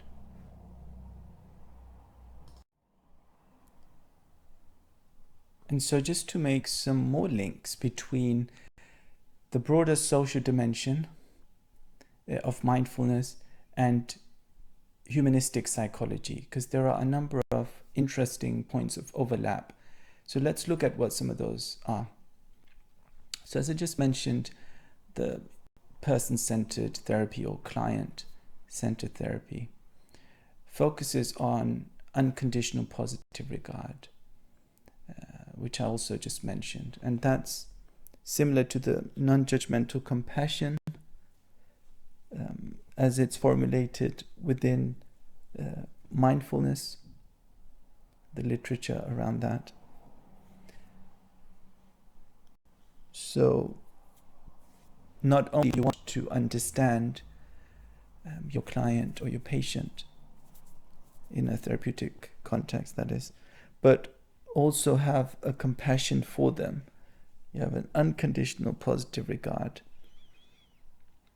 and your respect for and compassion for your patient, or it could even be any other person you interact with if it's outside the therapeutic context. It's not dependent on anything. It's unconditional. The 5 basic principles of humanistic psychology are: human beings supersede the sum of their parts. They cannot be reduced to components. What does that mean? Well, it's emphasizing the holistic approach, which is very characteristic of the humanistic tradition, right? It's holistic, as opposed to what? As opposed to reductionistic. You look at the person as a whole. You don't dissect their brains, look at their hormone levels, their biology in isolation. That might reveal some interesting things about them, of course. But you have to look at every psychological aspect. In fact, you also have to look at any spiritual aspects. And so that was particularly important in some of the humanists and their work, of course, as well as some of the schools of psychodynamic psychology, such as Jung, of course, focused a lot on that as well. The role of dreams, the role of the spiritual dimension of the person, their religion, and so on, their beliefs. And so that's what this principle is referring to. We have to study the person as a psychological entity, if you like, biological entity, a spiritual entity. And if you just study one of those, you're not going to get very far. That's the idea here. Human beings have their existence in a uniquely human context as well as in a cosmic ecology. So you have to study the human within the context of the social, but also the bigger picture. And this is taking the bigger picture to as high a level as you possibly can within the cosmos, within the universe. Okay. Human beings are aware and are aware of being aware. So another way of putting that would be to say that we are Homo sapiens sapiens. We are humans who know that they know. The other term for that, of course, is metacognition. So not only do we know, but we know that we know. Or we are aware, but we are aware that we are aware. Of course, the irony here is that when we're not aware of something, we're not aware that we're not aware. So it also goes the other way around. But at least for the things that we are aware, it's useful to be aware of being aware. They are conscious human consciousness always includes an awareness of oneself in the context of other people. So our role within the social context, and how there is a mutual exchange between people and their individual consciousness, right? Again, going back to Jung, the collective consciousness might be relevant here as well. I'm not going to get into that here, but something that you could look up, right? The collective consciousness, a very, very interesting term that has been used very widely, not just in psychology actually, but in the other social sciences as well as in philosophy actually. Human beings have the ability to make choices and therefore have responsibility. Again, that internal locus of control, as one might describe it as. Human beings are intentional, aim at goals, and are aware that they cause future events and seek meaning, value, and creativity.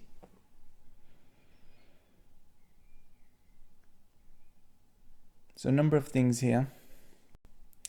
Seek meaning is something that I've paid some attention to in some of the earlier slides, and the fact that some psychologists and in fact some philosophers have placed meaning seeking at the center of what drives human beings, after the basic physiological needs are met, of course, as suggested also by Maslow, right, through his hierarchy of needs. Value and creativity. And so there's a convergence here of various dimensions of positive psychology. Based on the 5 facets of mindfulness, as measured by the FFMQ, for example, and their relationship to physical health, psychological health, and with social psychological dimensions. How many points of overlap between humanistic psychology and mindfulness can you come up with? So we've seen these various dimensions of mindfulness, and we've seen these various dimensions of positive psychology, of humanistic psychology, right? And so there's so many words, there's so many concepts, whether it's about compassion or unconditional positive regard, or openness to experience, which is another important point of overlap between mindfulness philosophy and mindfulness psychology and humanistic psychology, right? There's so many points of overlap that we have already identified, but I would like you to think more about which other points of overlap you can identify. And then also, ideally, after you've done that, to reflect on the implications of those points of overlap. What does it mean for some of the theories we've looked at? What does it mean for mindfulness-based interventions? What might it mean also, as we'll see in the following slides, for the interventions that exist within positive psychology itself?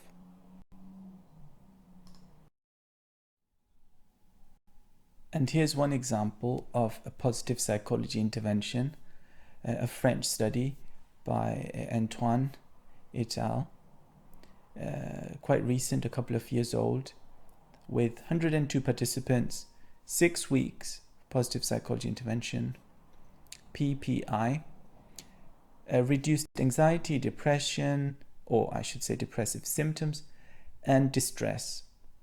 And so the question is, and this is what I would like you to pay attention to and think about, is if we look at these 6 components of this particular intervention, how many points of overlap do you see between the mindfulness-based interventions that we have dealt with a few weeks ago when we had the lecture on MBCT and MBSR?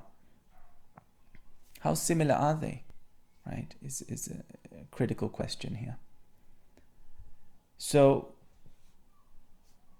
the first component, a pleasant life, that was the goal of this particular component. What did they do? Participants looked for and savored positive emotions in everyday life and cultivated feelings of gratitude.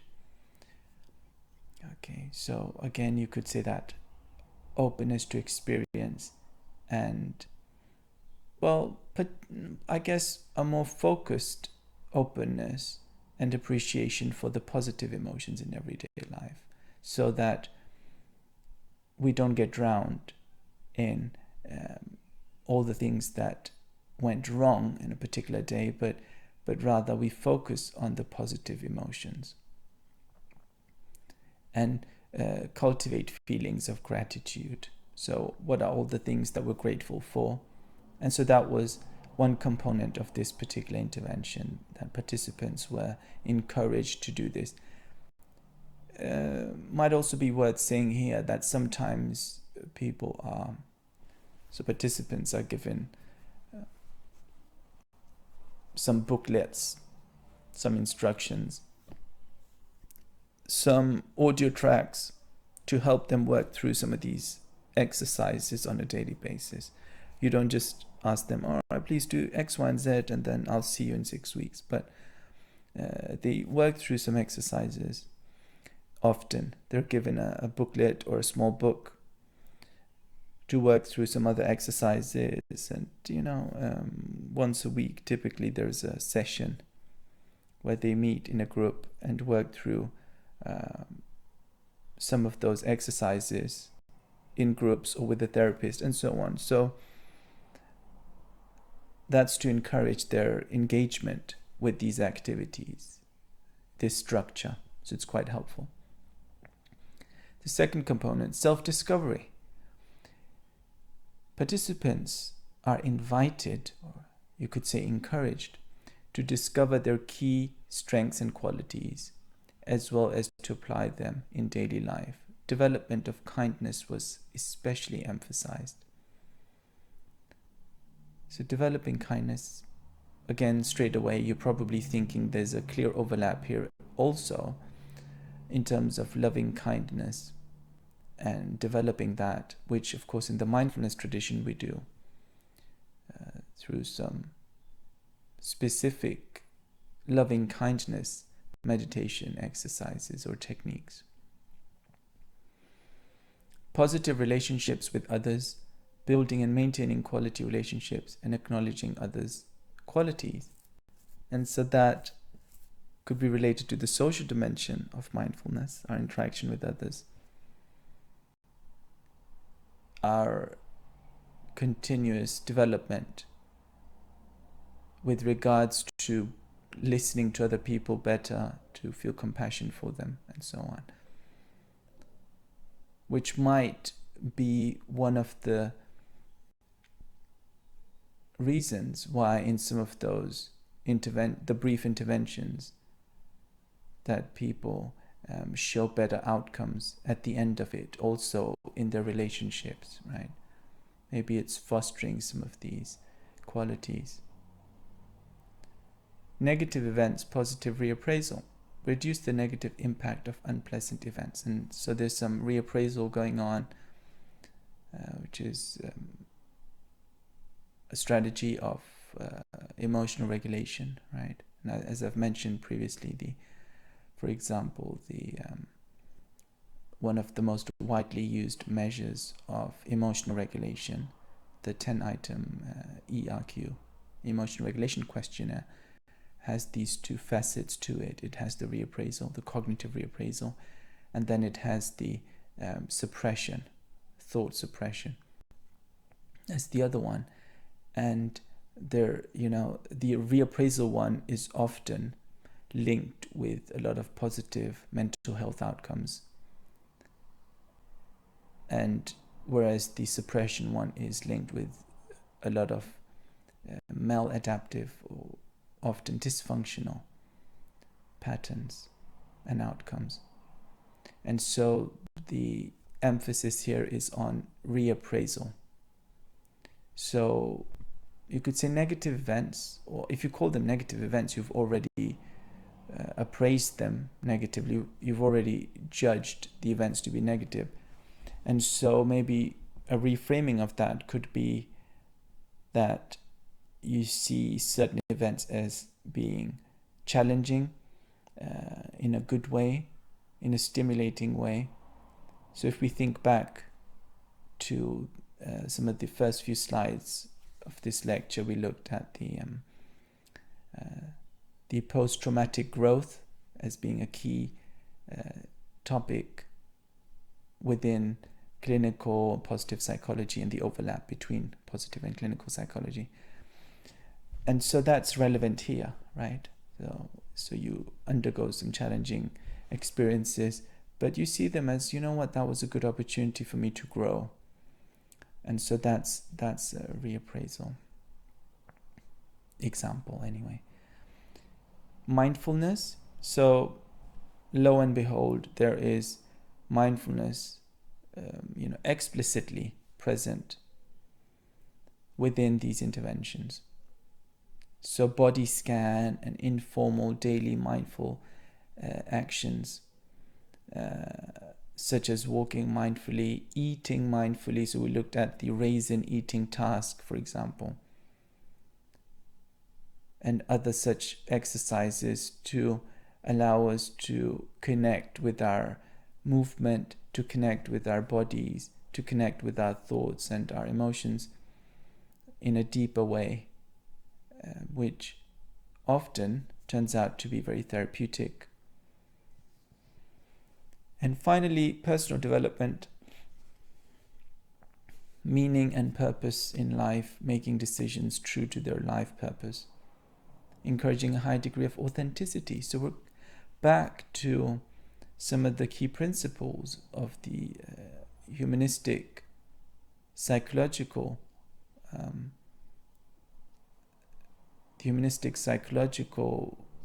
view, particularly as phrased by Rogers, right? So authenticity, congruence, or you might say very informally, staying true to oneself. And so this alignment of making decisions that fit with our values rather than making decisions that might give us some temporary gratification, or might give us acknowledgement from others, or might give us a sense of social belonging, but at what price, right? If it's at the price of you compromising your own values, your own goals, your own visions, your intuitions, right? To come back to some of the formulations by Rogers. If it comes at the price of these, then it's a big price to pay. And therefore, it's believed within the humanistic tradition and positive psychology as well, of course, that it's more important to stay authentic. And so, we could take a step back and look at the bigger picture here. How do you stay authentic? And maybe the answer is within all of these components together as a whole. And what are all of these things doing collectively? Maybe they are allowing for a deeper connection, a deeper awareness of one's true goals, and as such facilitate a higher level of authenticity, right?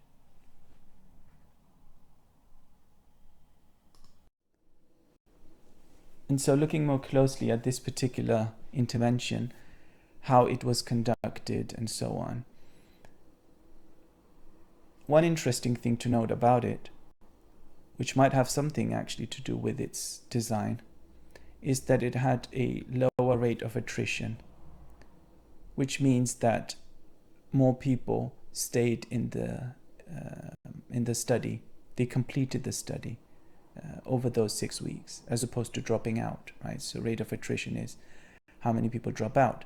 So 87% of the initial sample completed post measures, which means that they did pre measures and then they did the study for the 6 weeks and then the post measures as well. They stuck with it, which is more than what a lot of longitudinal interventions find. And as you know, some of you might end up conducting randomized controlled trials of your own in the future within clinical psychology or other areas. And you'll discover that it can be quite tricky to retain participants in ongoing studies, unless you have some really good incentives to keep them, such as paying them by the end of the study if they complete the full study. And so, which a lot of interventions would be doing anyway, but some of them don't because they are considered in themselves to be beneficial for the participants. So who wouldn't want to sign up for a free intervention where you get some materials, you get exercises, you get to see a therapist for free? So maybe that's the value of it. But still, that's not enough for some people because they might find it a bit boring. They might find you boring as the therapist running it, or as the researcher running it, or whatever reason, right? And so we tend to find that a lot of people drop out, and having 87 people stick, like 87% of the sample to do the whole thing is pretty good. And so the authors argue that it might be because they had a range of different activities. So it was a multi-component PPI, multi-component positive psychology intervention.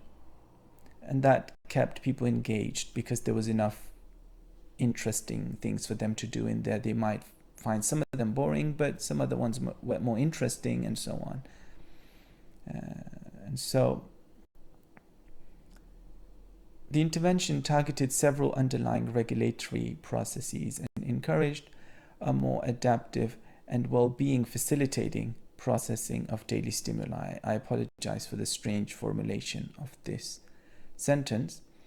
What I am trying to say here, maybe not very successfully, is that as with any therapeutic process, as with any intervention,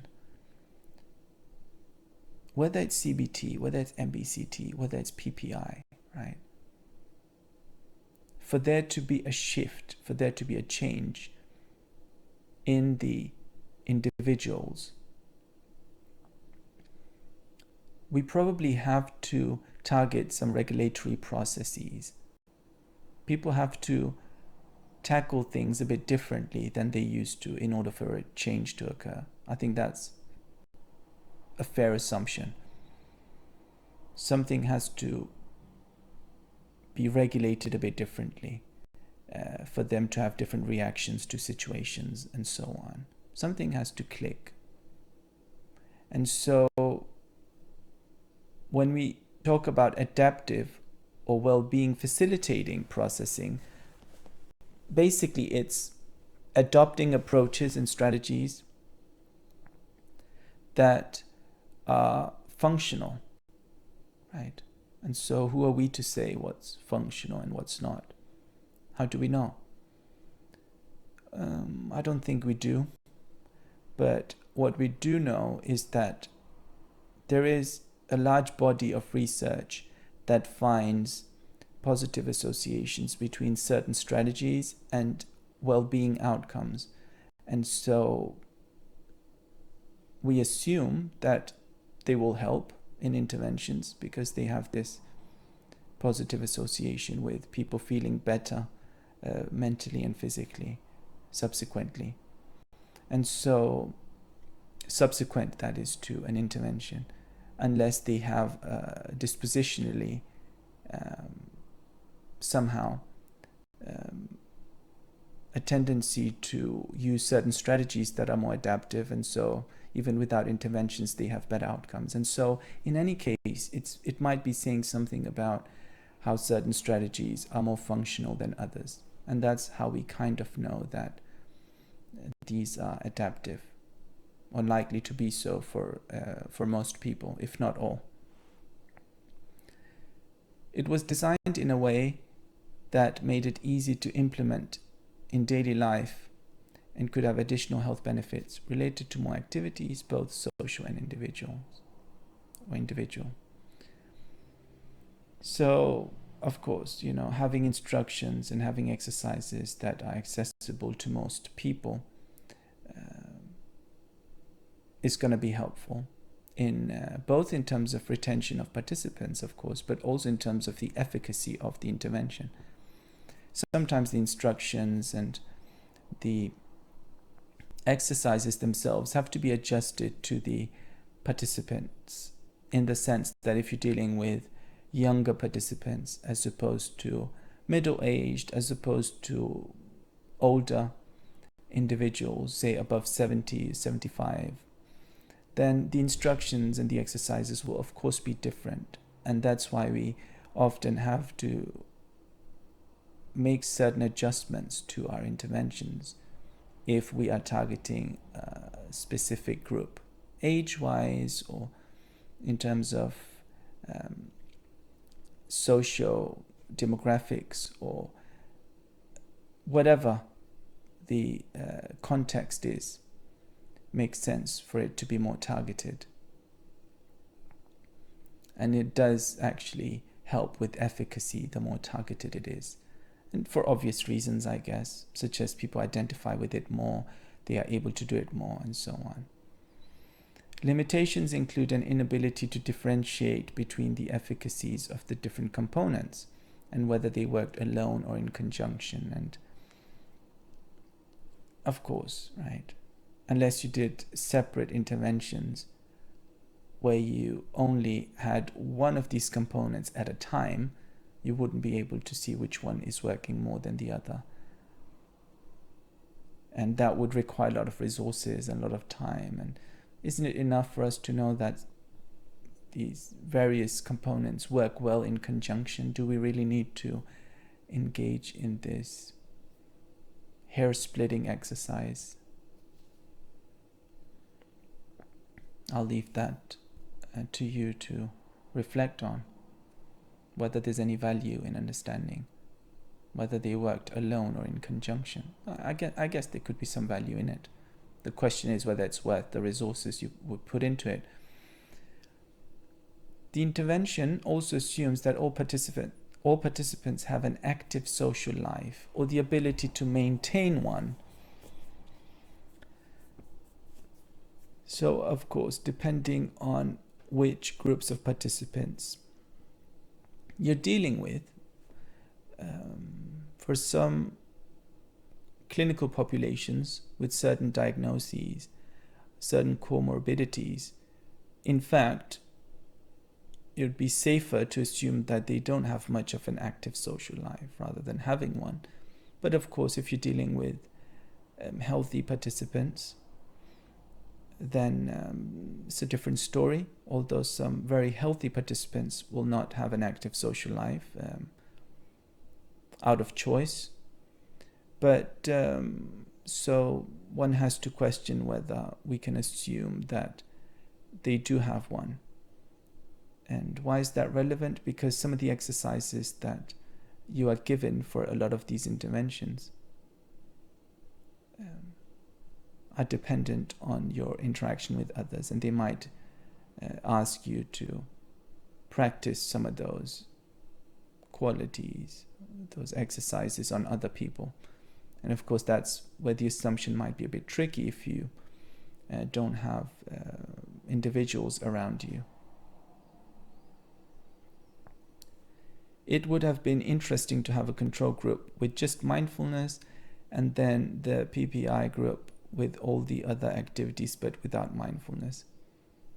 So yeah, wouldn't it be interesting to have an MBCT group, for example, a PPI group, and then a control group? because that way you might be able to see whether the efficacy is any different. Of course, in a sense, even this intervention included mindfulness and could be said to be a mindfulness-based intervention in part. And that takes us to another important point here, because how different are these various interventions really? And that's what I was alluding to earlier about, are they really different? How much overlap is there? And when we had the lecture on the interventions, the mindfulness-based interventions, I also mentioned that there isn't necessarily a high degree of standardization when it comes to designing and delivering these interventions, whether it's in mindfulness or whether it's in positive psychology interventions, right? It's a function of the person who designs and the therapist who conducts these, if indeed it is a therapist, as opposed to a researcher, a postdoc or somebody, research fellow. And so there's no clear manual as far as designing and conducting these interventions. So basically, they're borrowing certain components from various other interventions and paradigms. And as such, they're quite, they end up being very close to each other, which might not necessarily be a problem. I mean, it depends maybe on whether you're a purist, but even if you are a purist, it's going to be a bit problematic for you, because even within the mindfulness interventions, the MBCT, for example, as is evident from the name itself, MBCT, right? It's borrowing some of the principles and ideas of CBT, which in turn borrowed some principles and ideas from behavioral therapy and cognitive therapy. And so it's all a bit of a mix. And so is there anything wrong with that? Maybe not, as long as we know what the aims of the intervention are. And it's based on what works in the past. You might make some modifications, and you could call it whatever you wanted to call it, right? And there's all these creative efforts in naming therapies something really catchy or interesting. But one could argue that they're not very different. And so I encourage you to think about whether these various interventions indeed are different as far as what really works, as in which of the components work, and how much flexibility should there be when it comes to designing these. Right, so mindfulness and resilience now. Resilience is an aspect of psychological functioning that is quite widely studied, and as such has a very central position in positive psychology. And of course it has obvious relevance for clinical psychology, because if we are to predict the extent to which individuals will recover from, say, traumatic events or setbacks in life, whether it is through physical or mental health challenges or relationships or anything else, is that it's a pretty good predictor of how people will come out the other end in terms of their well-being and quality of life, right? So Pigeon and Kay in 2014 have shown that mindfulness and academic self-efficacy predict resilience. So there's already a link there then between mindfulness and resilience, a positive association between these two. And as for the academic self-efficacy, you would predict that self-efficacy being the self-confidence that we have with regards to a particular behavior or particular task, in this case academic, but it probably generalizes to various other domains of human performance, would predict resilience.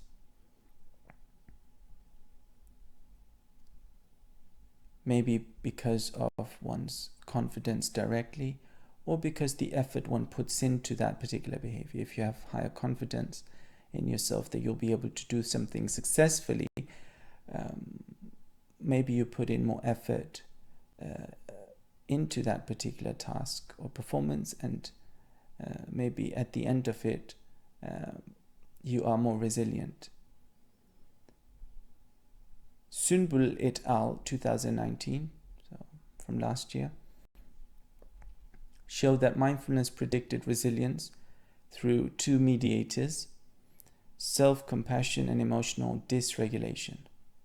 So I have put in the brackets the exact place or page within the article where you can find a figure that demonstrates this mediation effect.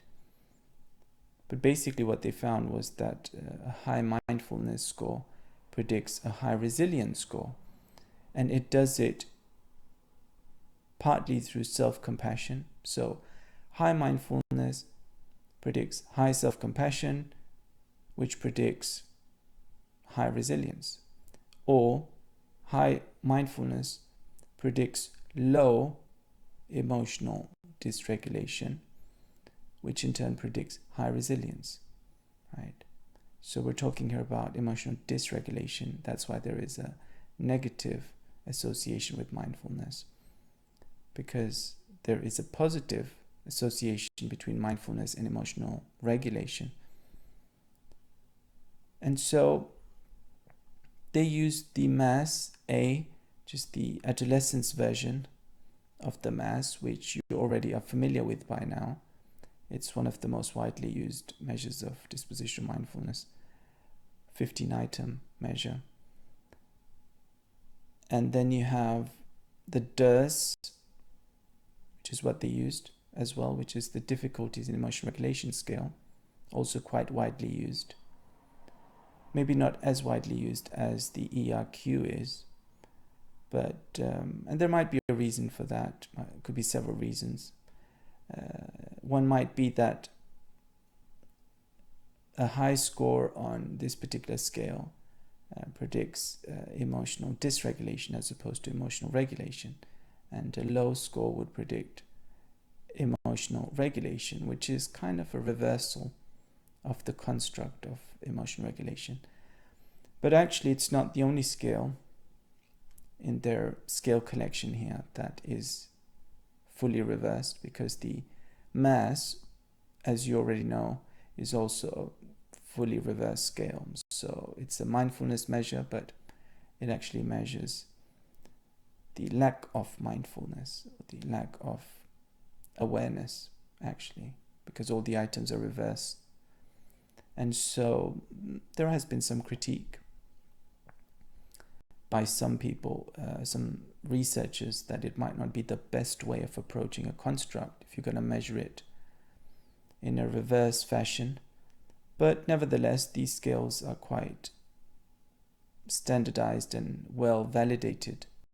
So maybe they're doing a pretty good job regardless.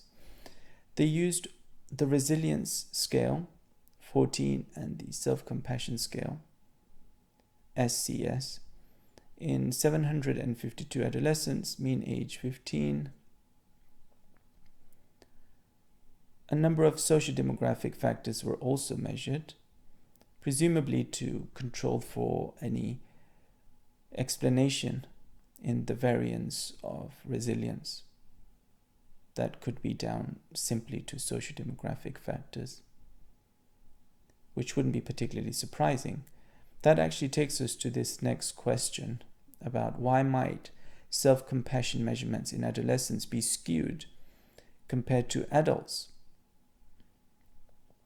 What about emotional regulation? So if we look at adolescence within the human development trajectory, then there's a number of skills that adolescents are still acquiring, and emotional regulation is one of them. And so maybe that's the reason why some of these scores would be a bit lower in these particular participants being adolescents, right? And of course also the fact that there's a number of changes occurring psychologically in adolescence, and self-compassion might be particularly low compared to adults because of low self-confidence, possibly searching for one's identity, not being very clear on what, in which direction one is headed or what one's priorities are. There's a number of hormonal changes, biological changes taking place, and so on, right? That might skew their results slightly. And the same with emotional regulation, which, like many other psychological phenomena, such as crystallized intelligence, tends to increase with age. So if you compare children's ability to emotionally regulate with adolescents, with adults, with older adults, it tends to increase with age. Can we expect different results for adolescents from lower socioeconomic backgrounds? Probably, and we have seen previously that socioeconomic status is a predictor of a number of abilities, including IQ scores, but also a number of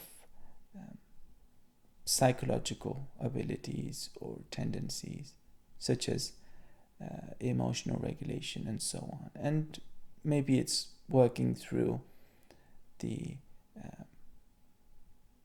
level of education of parents, or the intellectual stimulation, or the emotional stimulation, or the adaptiveness of the rearing style, and all sorts of other things that are going on there.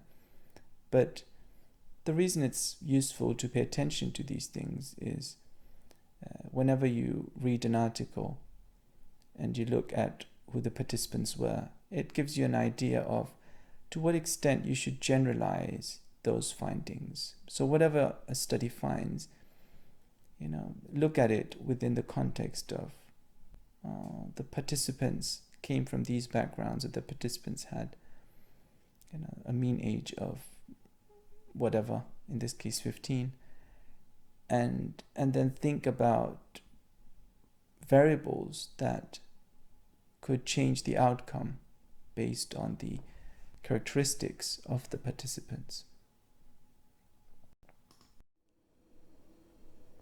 And there's this really useful review article by Tabibnia and Radecki from a couple of years ago that gives a really useful overview of the acquired factors that can explain resilience through neural mechanisms. And so what they do is that they divide those various factors, or skills or abilities, you might say, into behavioral pathways and cognitive pathways. And so, as it says on here, you can look at the diagram on page 63 of their article and look at how these various factors might interact in predicting neuroplasticity and resilience.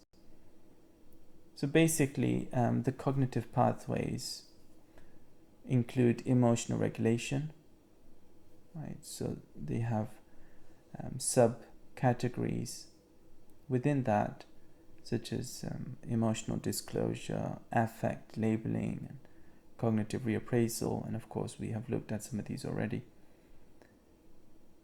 Then the other category within cognitive pathways is the cognitive training, and there's a number of different ways in which one might train these cognitive pathways to eventually increase resilience. There is cognitive bias modification. There's all sorts of really interesting computerized tasks actually that are used within the clinical context of increasing participants or patients' ability to become more resilient and to cope with the challenges that they're facing.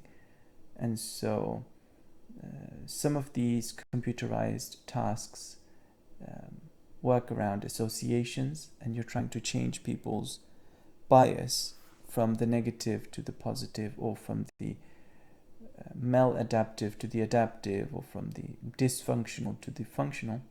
There's a number of ways you can do that by training them to pair their current situation with positive stimuli, or one set of positive stimuli with another set of positive stimuli, and there's all sorts of variations of that. And those of you who will go into clinical psychology at some point will probably learn much more about how these work. And they also mentioned the mindfulness training as being one type of cognitive training that increases resilience, and there's good reason to believe that there is a positive association between these two, as shown by a number of cross-sectional studies, and I think also some experiments have been done on it. And so as for their behavioral pathways, they mention reducing fear and stress, boosting physical health, and connecting socially, which of course links back to some of the dimensions of mindfulness that we have seen earlier, for example, such as the ones proposed by Nilsson's model. And so I have some questions for you guys here to further stimulate your thinking around this topic. And so to what extent do you agree with these divisions? So if you go to page 63 of this article, this overview of the pathways, so the ones I've just mentioned now, the cognitive and the behavioral pathways. And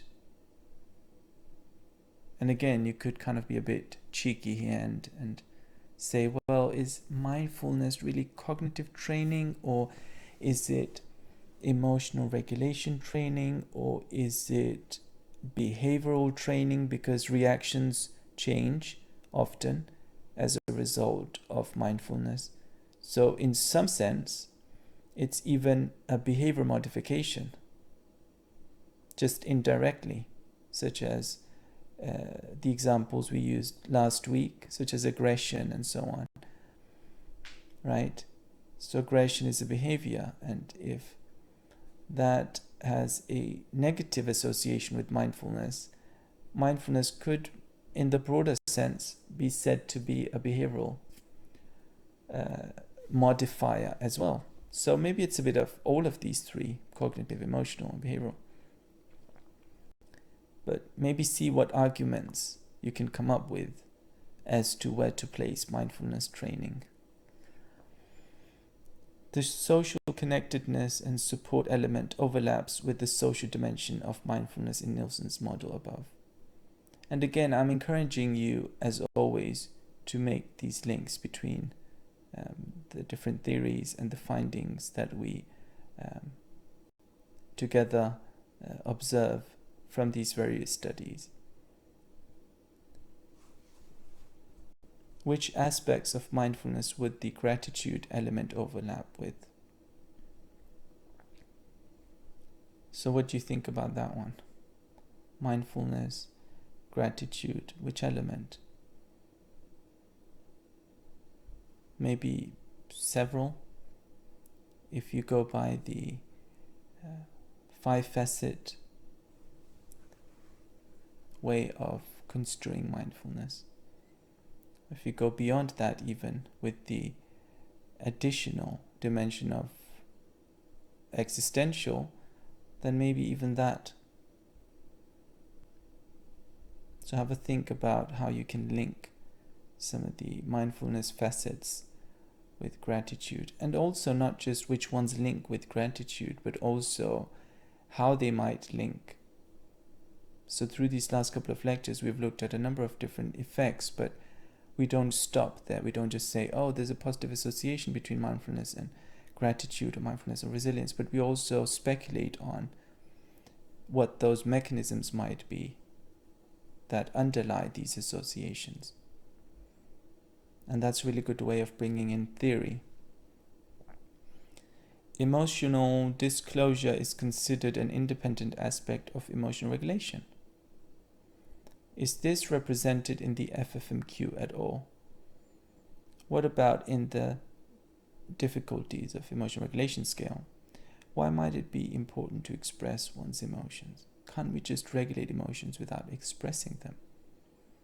So disclosure here, of course, means to express one's emotions to others. So doing it just in front of the mirror doesn't really count. Doing it in front of others, maybe feeling some relief in the process, but why is it possibly linked to why is it a part of emotional regulation, you could ask? How do you regulate your emotions? Through expressing them. Think about that. Is there something inherently therapeutic about expressing emotions or sharing them? Because disclosure could have two dimensions to it. One could be to express the emotions. Another one could be to share them with another person and maybe getting some feedback that in itself could be very beneficial. Also, of course, as you express your emotions, you verbalize them, and maybe you make some realizations in the process. So there's a number of things that could be going on with emotional disclosure. And we do know from some other studies within positive psychology that keeping a diary or writing a diary on a daily basis, or almost on a daily basis, can be quite therapeutic. And there's a number of theories as to why that is therapeutic. Some argue that it's because your life appears to be more coherent and it has a nice narrative to it, which makes you feel better about your life. Some people argue.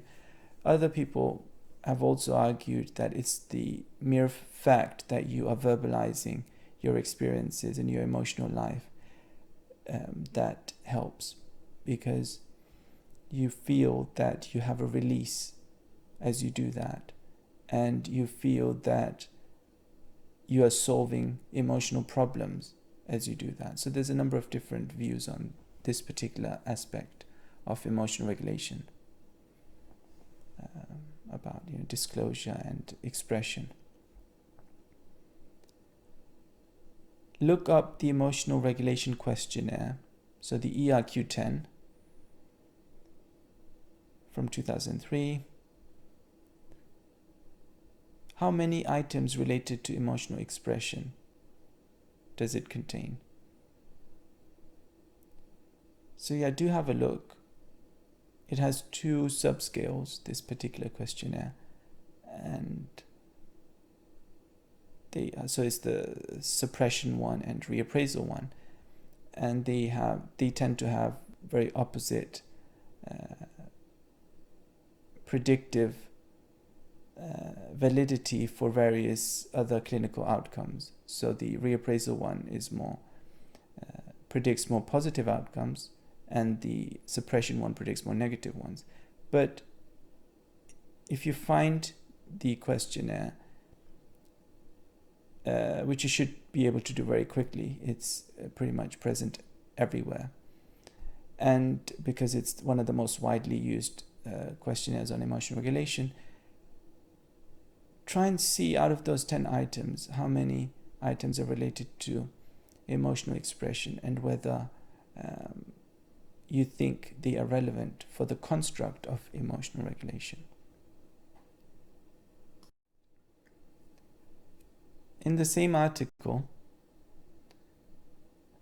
Tebibnia and Radecki also cover research on the adaptive functionality of a growth mindset. So that's the belief that abilities are malleable as opposed to fixed. And it's got a lot of press in the last few years. There's quite a few popular psychology books written on the growth mindset. There's been, I think, some TED Talks and lectures and public discussions around the topic. And also, actually, within the context of developmental psychology and how parents should encourage in their children a growth mindset. So, as the term name suggests, growth mindset, it's a very positive psychological trait, I guess. But the belief is that, or the persuasion within the field is that it's something that can be trained, okay? Unlike some other traits, maybe. And so, why would growth mindset be adaptive? Maybe because similarly to self-efficacy, it facilitates effort, and you would be more likely to take responsibility for growing, for developing, despite challenges and so on. And so high growth mindset individuals, as it says here in the second bullet point, are more likely to exert effort in difficult situations and is also associated with higher self-efficacy. Mindfulness can be argued to facilitate or to be facilitative of the growth mindset through non-judge.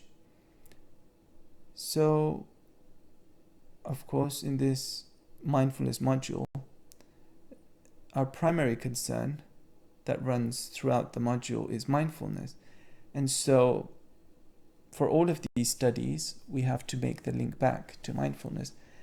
And there could be a number of different ways in which the growth mindset and self-affirmation might be associated with mindfulness.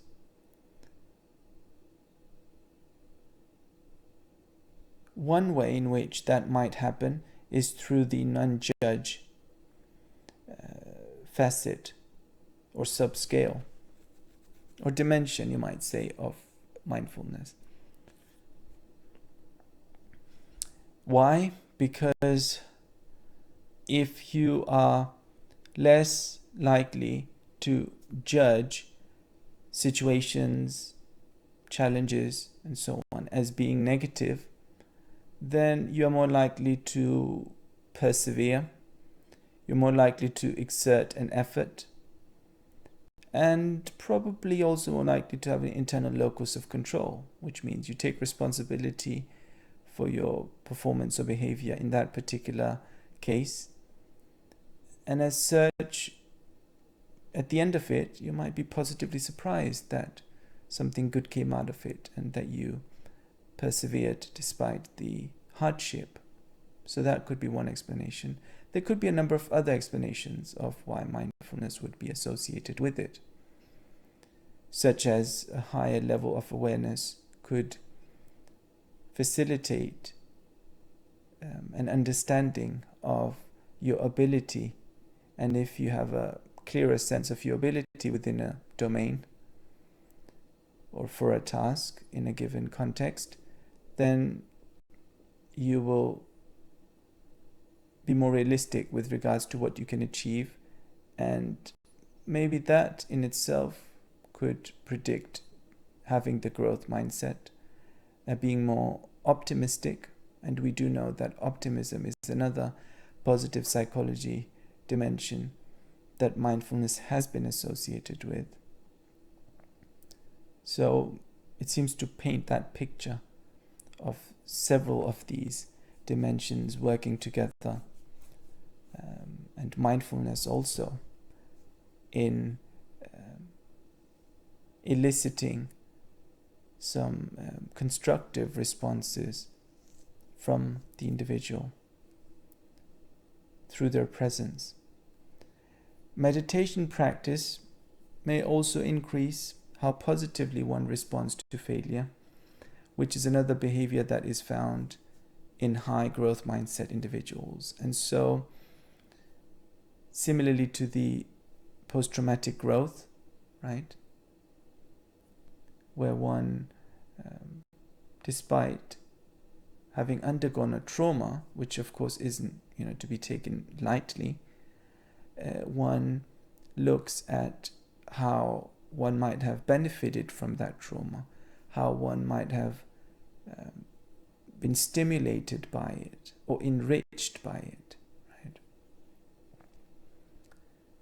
Self-affirmation, because I didn't define that, I just realized.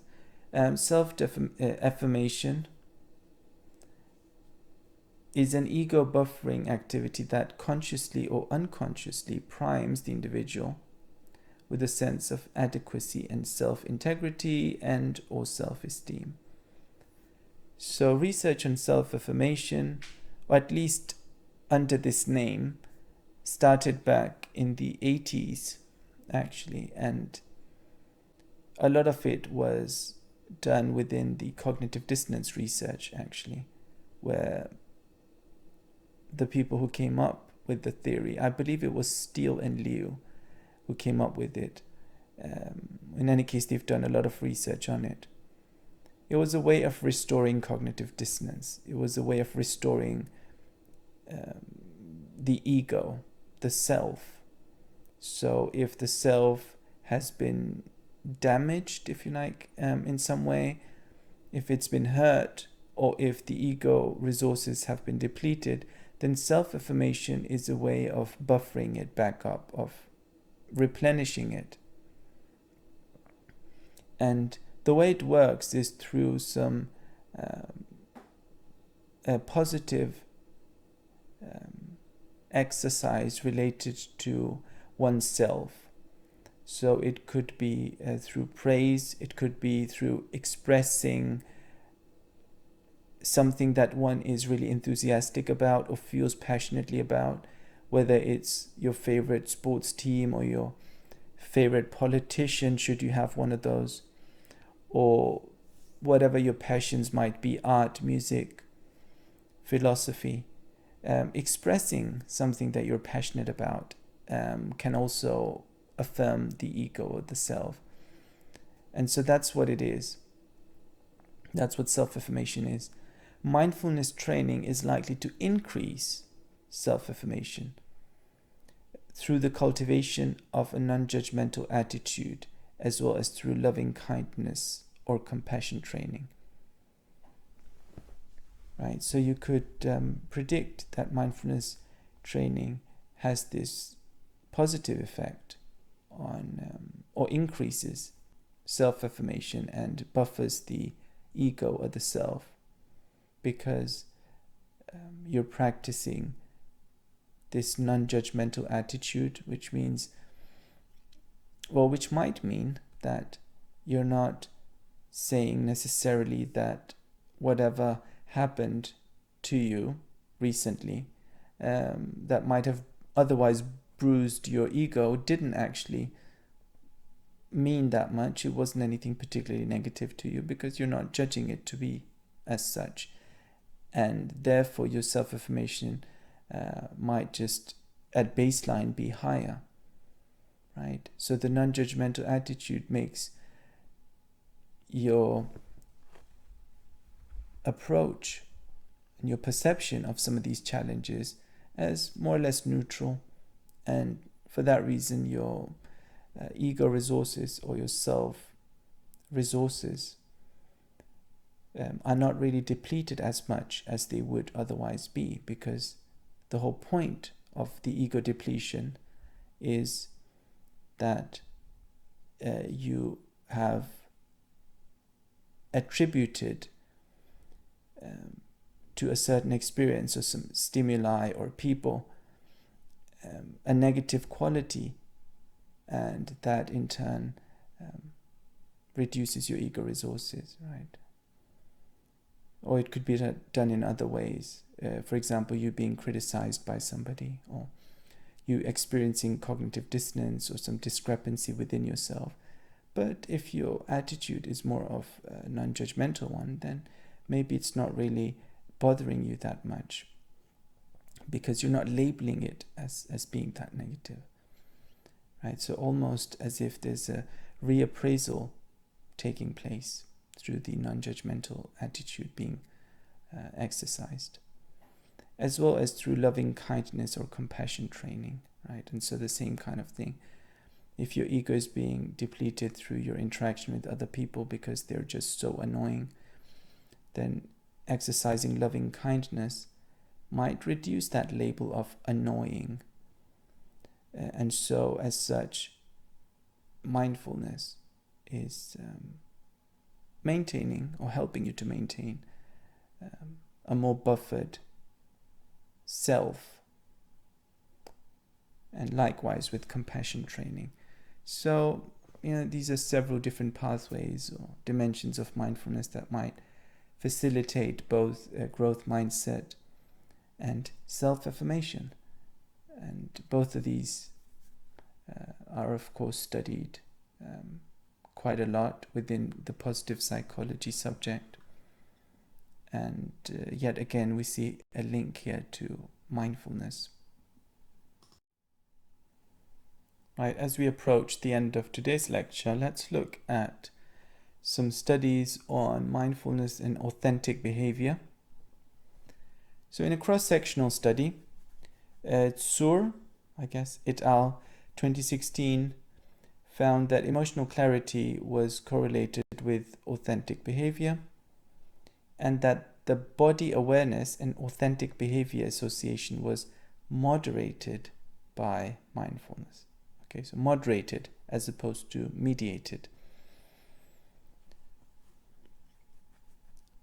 Well, I think this is pretty straightforward. I think because emotional clarity is the extent to which you feel that you understand your emotional life and you see it for what it is, and there's not much ambiguity, there's not much confusion, was correlated with authentic behavior. Well, makes sense. If you're not very confused about your emotional life, maybe you're going to be more authentic. Nothing particularly surprising. And that the body awareness and authentic behavior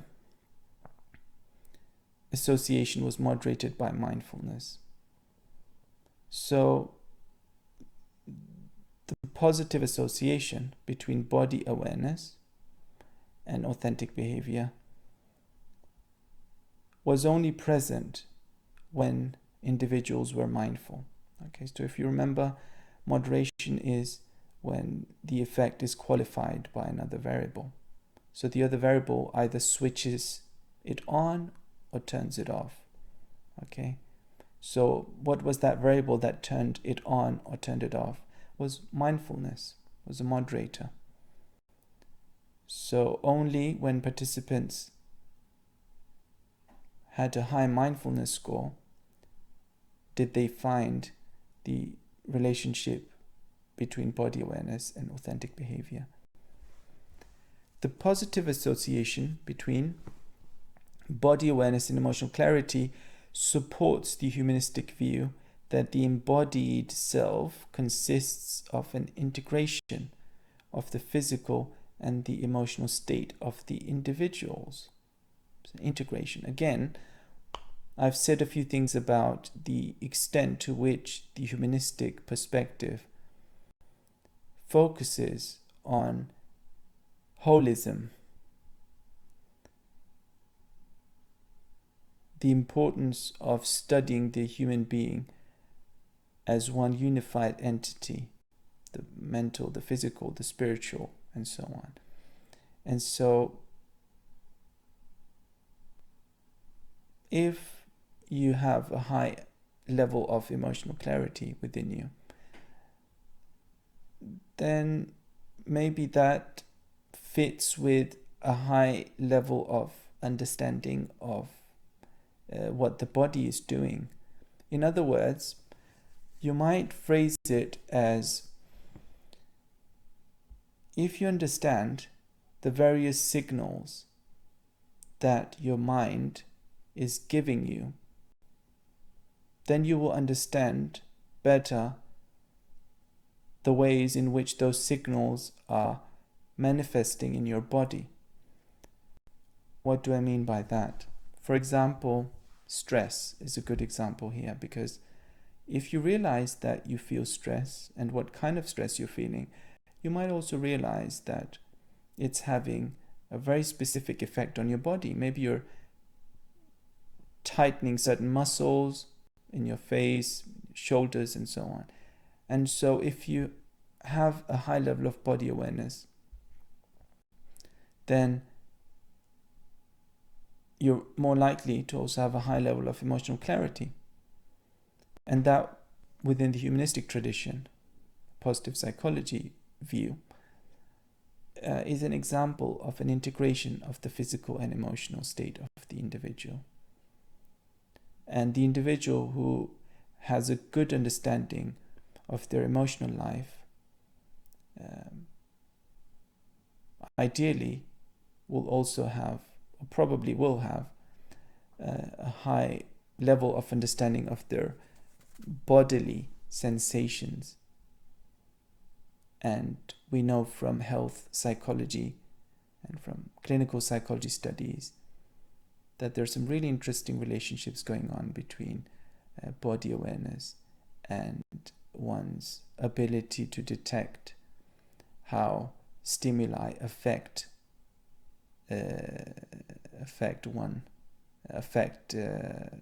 us as in either direction, whether it's positive or negative, and also the intensity of the effect. So you're more in tune, if you like.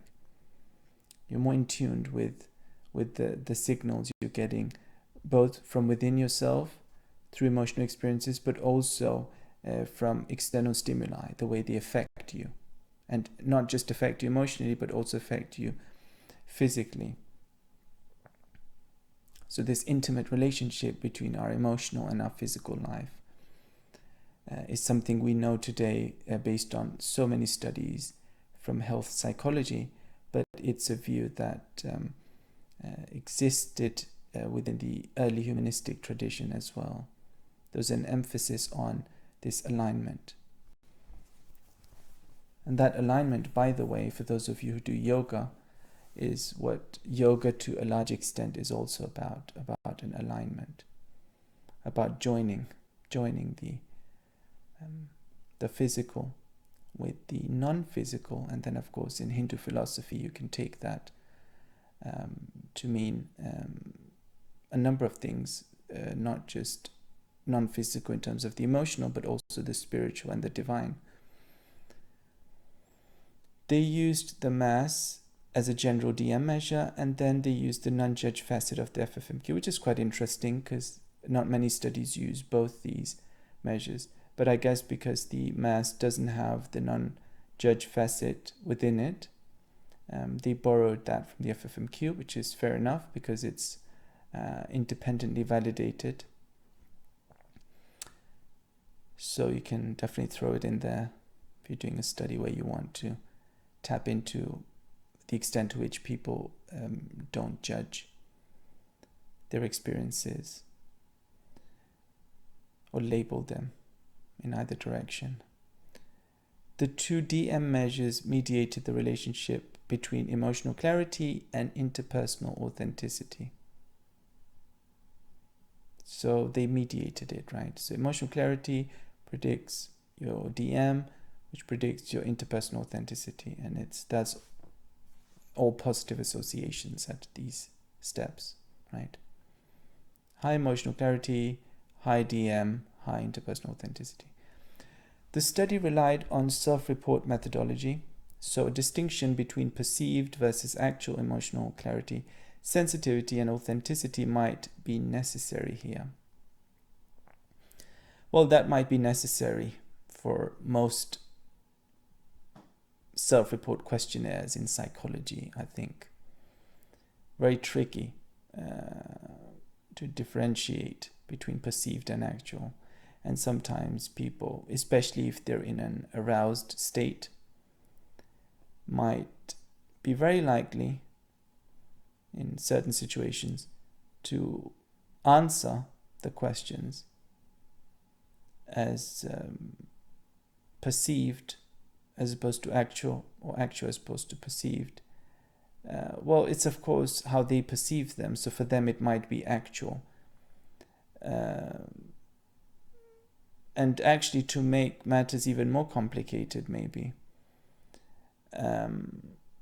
there's also distinction maybe worth making between perceived or actual and ideal, because some participants would answer questions based on, well, I would really like to be on that level, so I'll put a 5 or 6 here in the questionnaire. That's what I'm striving towards. So, but that's not what we asked them. We asked them what they currently experience or where they currently find themselves.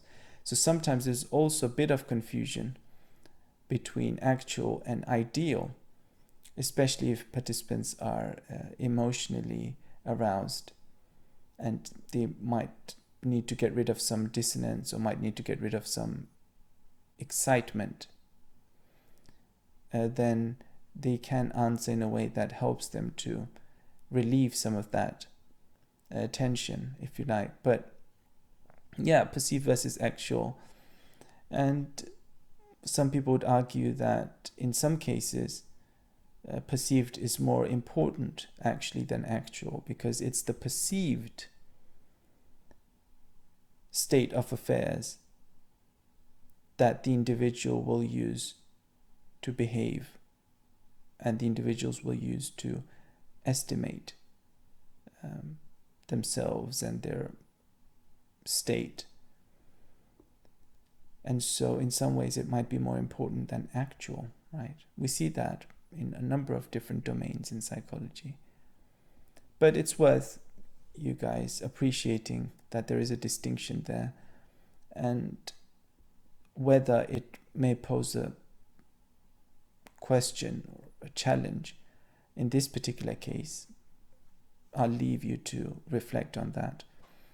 Social desirability bias and the risk of misattribution of arousal or emotional labeling might be relevant in interpreting these findings. Of course, social desirability is often present, and especially when we're talking about authentic behavior, and who doesn't want to be authentic, and we don't want to come across as being discrepant beings or conflicted or confused beings.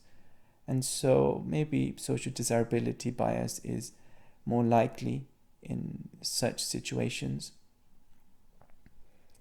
The findings support the humanistic view that self-knowledge is key for well-being. Well, maybe that's a grand statement there, self-knowledge is key for well-being.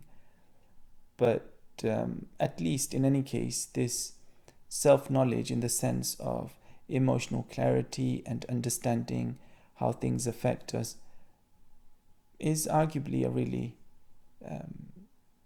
good thing for well-being, and it is very likely to increase well-being in the long run, and that's what a number of studies are pointing in the direction of. Leakey et al., 2008, found that authenticity and mindfulness were positively associated, and that both correlated negatively with verbal defensiveness.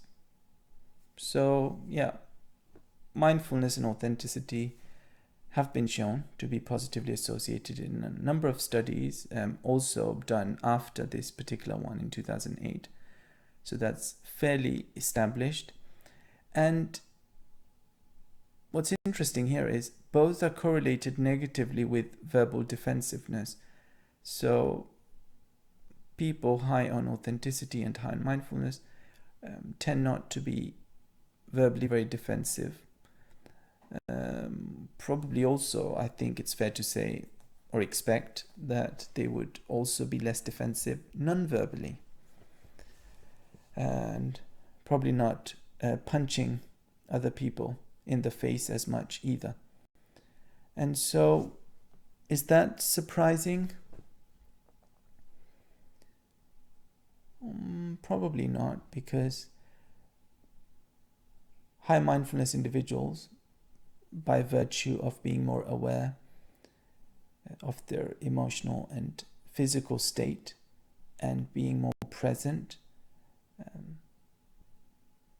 and not judging situations as much as others would, or at least as radically or dramatically as others would, and probably not as immediately as others would. Others, of course, in this case, meaning people who score low on DM, right, would probably not feel as offended by what other people are saying to them and wouldn't take it personally. So they wouldn't take it personally, they wouldn't be offended by it. And also, do you remember that distinction we had before, seeing other people as not very different from yourself? Might be handy here as well, because that's also a very good reason not to be very defensive. Further, mindfulness, and they use the mass here as well, mediated the relationship between authenticity and verbal defensiveness. So,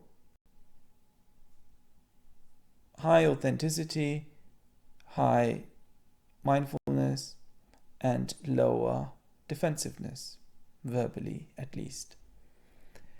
Verbal defensiveness was measured as part of an interview during which participants had to narrate past events that were mildly to moderately distressing. That's an interesting way of doing it. Defensive participants were more evasive, vague, denied responsibility, blame others, minimized the consequences of their actions. So a lot of these defenses are present in individuals who score low on mindfulness. And maybe that reminds you of something from the previous lecture. So do you remember the defenses as part of terror management theory? Right, the proximal and distal defenses to thoughts about death. So we know from other contexts, such as those, and also we can extrapolate from the relationship findings that we also looked at last week, that high DM individuals tend not to be as defensive generally. And if they're not defensive generally, then it's probably going to be relevant across the board. And also the aspect of responsibility, that they would take more responsibility and have a higher internal locus of control, not need to blame other people, and they wouldn't need to minimize the consequences of their actions to make themselves feel better. They probably won't need to self-affirm as much as those who are low in DM, possibly.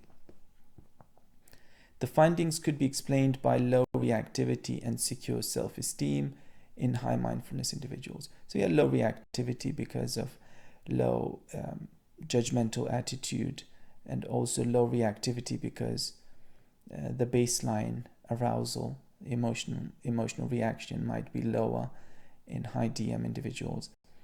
And we've seen previously that they tend to have higher secure self-esteem as well.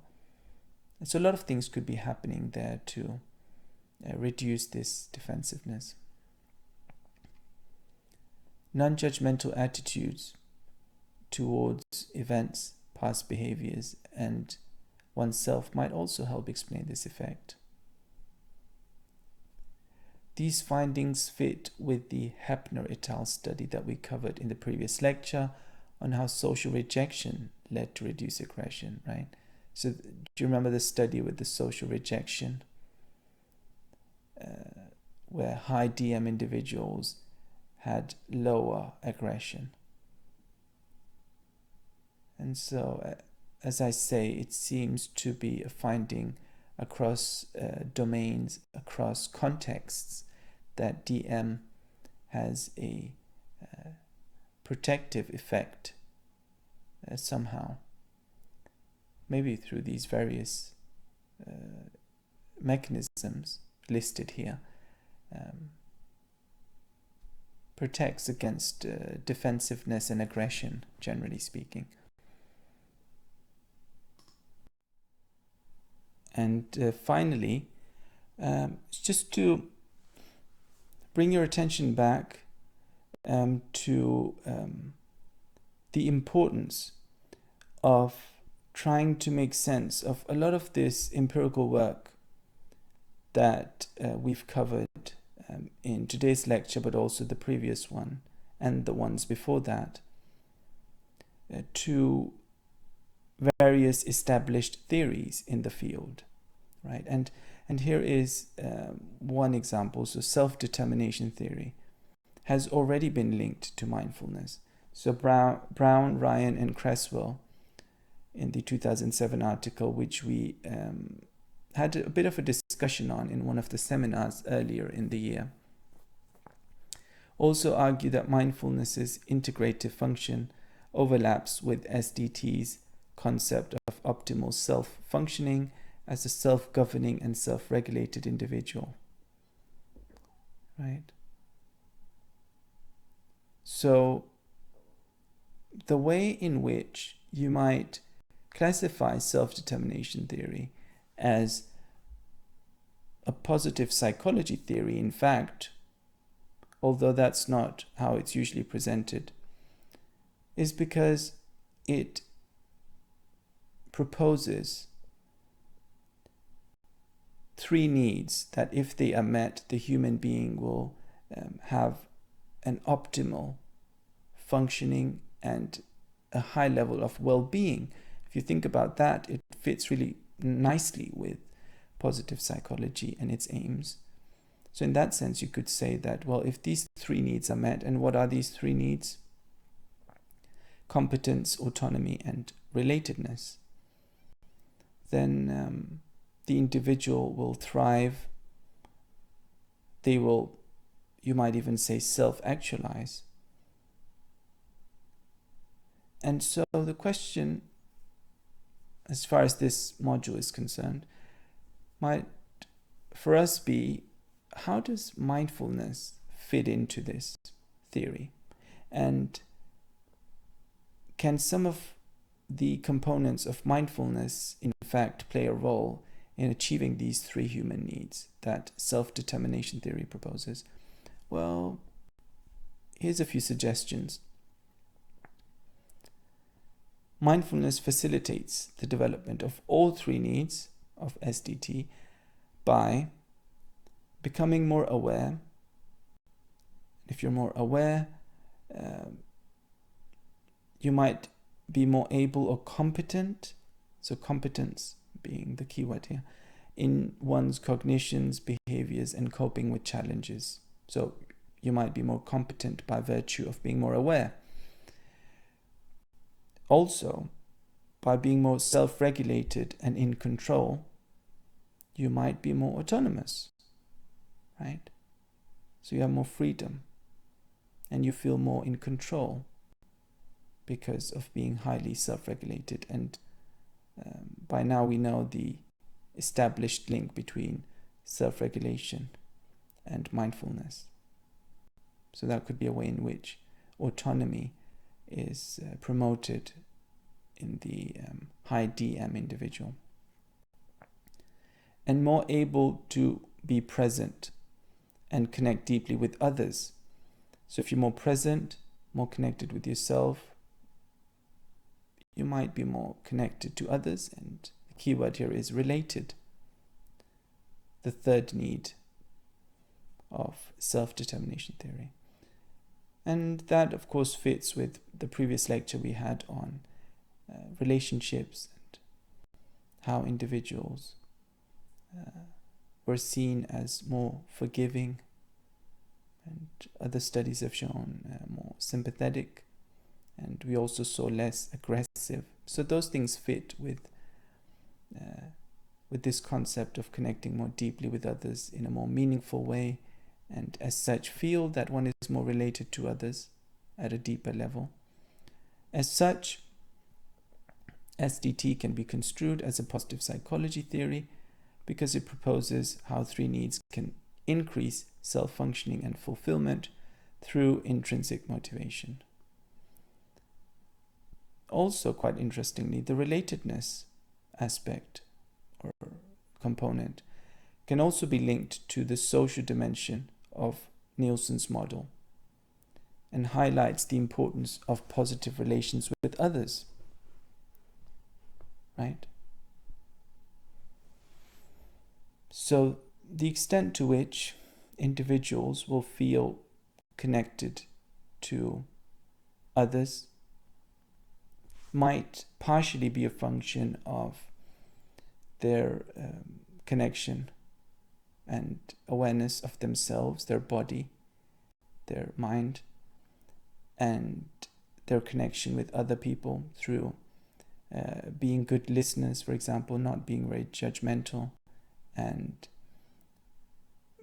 having a good ability to regulate emotions, one's own emotions and other people's emotions. And all of those things in conjunction may then lead to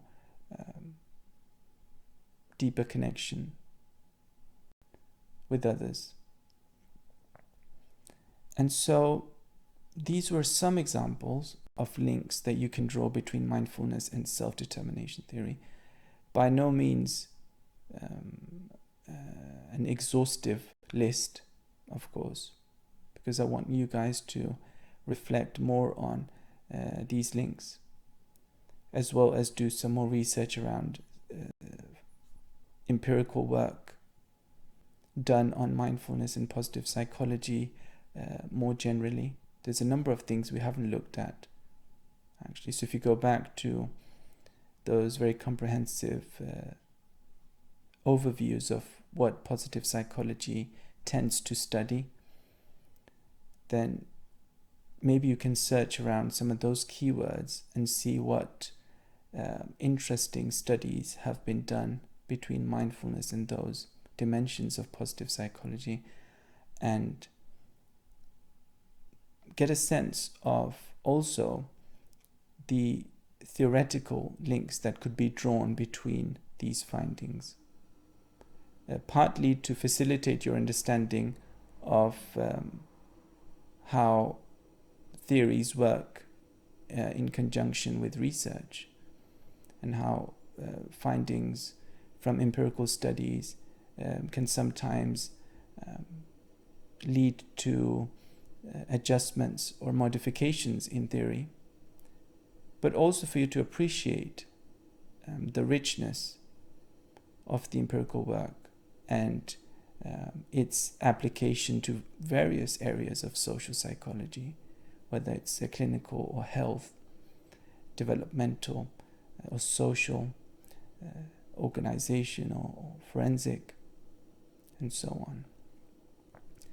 So I hope that you will keep searching for more research and more relevant theories within the field, and as part of your revision, continue reading around the topic and make some interesting links that we might not have made in these lectures, and to think about what it means for the field more generally. Right, and so here is the reference list of some of the key studies that I've used in this lecture. But as always, you have to read beyond these. You have to find additional articles. Some of these can be a bit dense, and don't worry about understanding every single aspect necessarily of these studies, but to at least appreciate what was done and what was found, of course, but also some of the implications that it has for the field of positive psychology, as well as its links with mindfulness.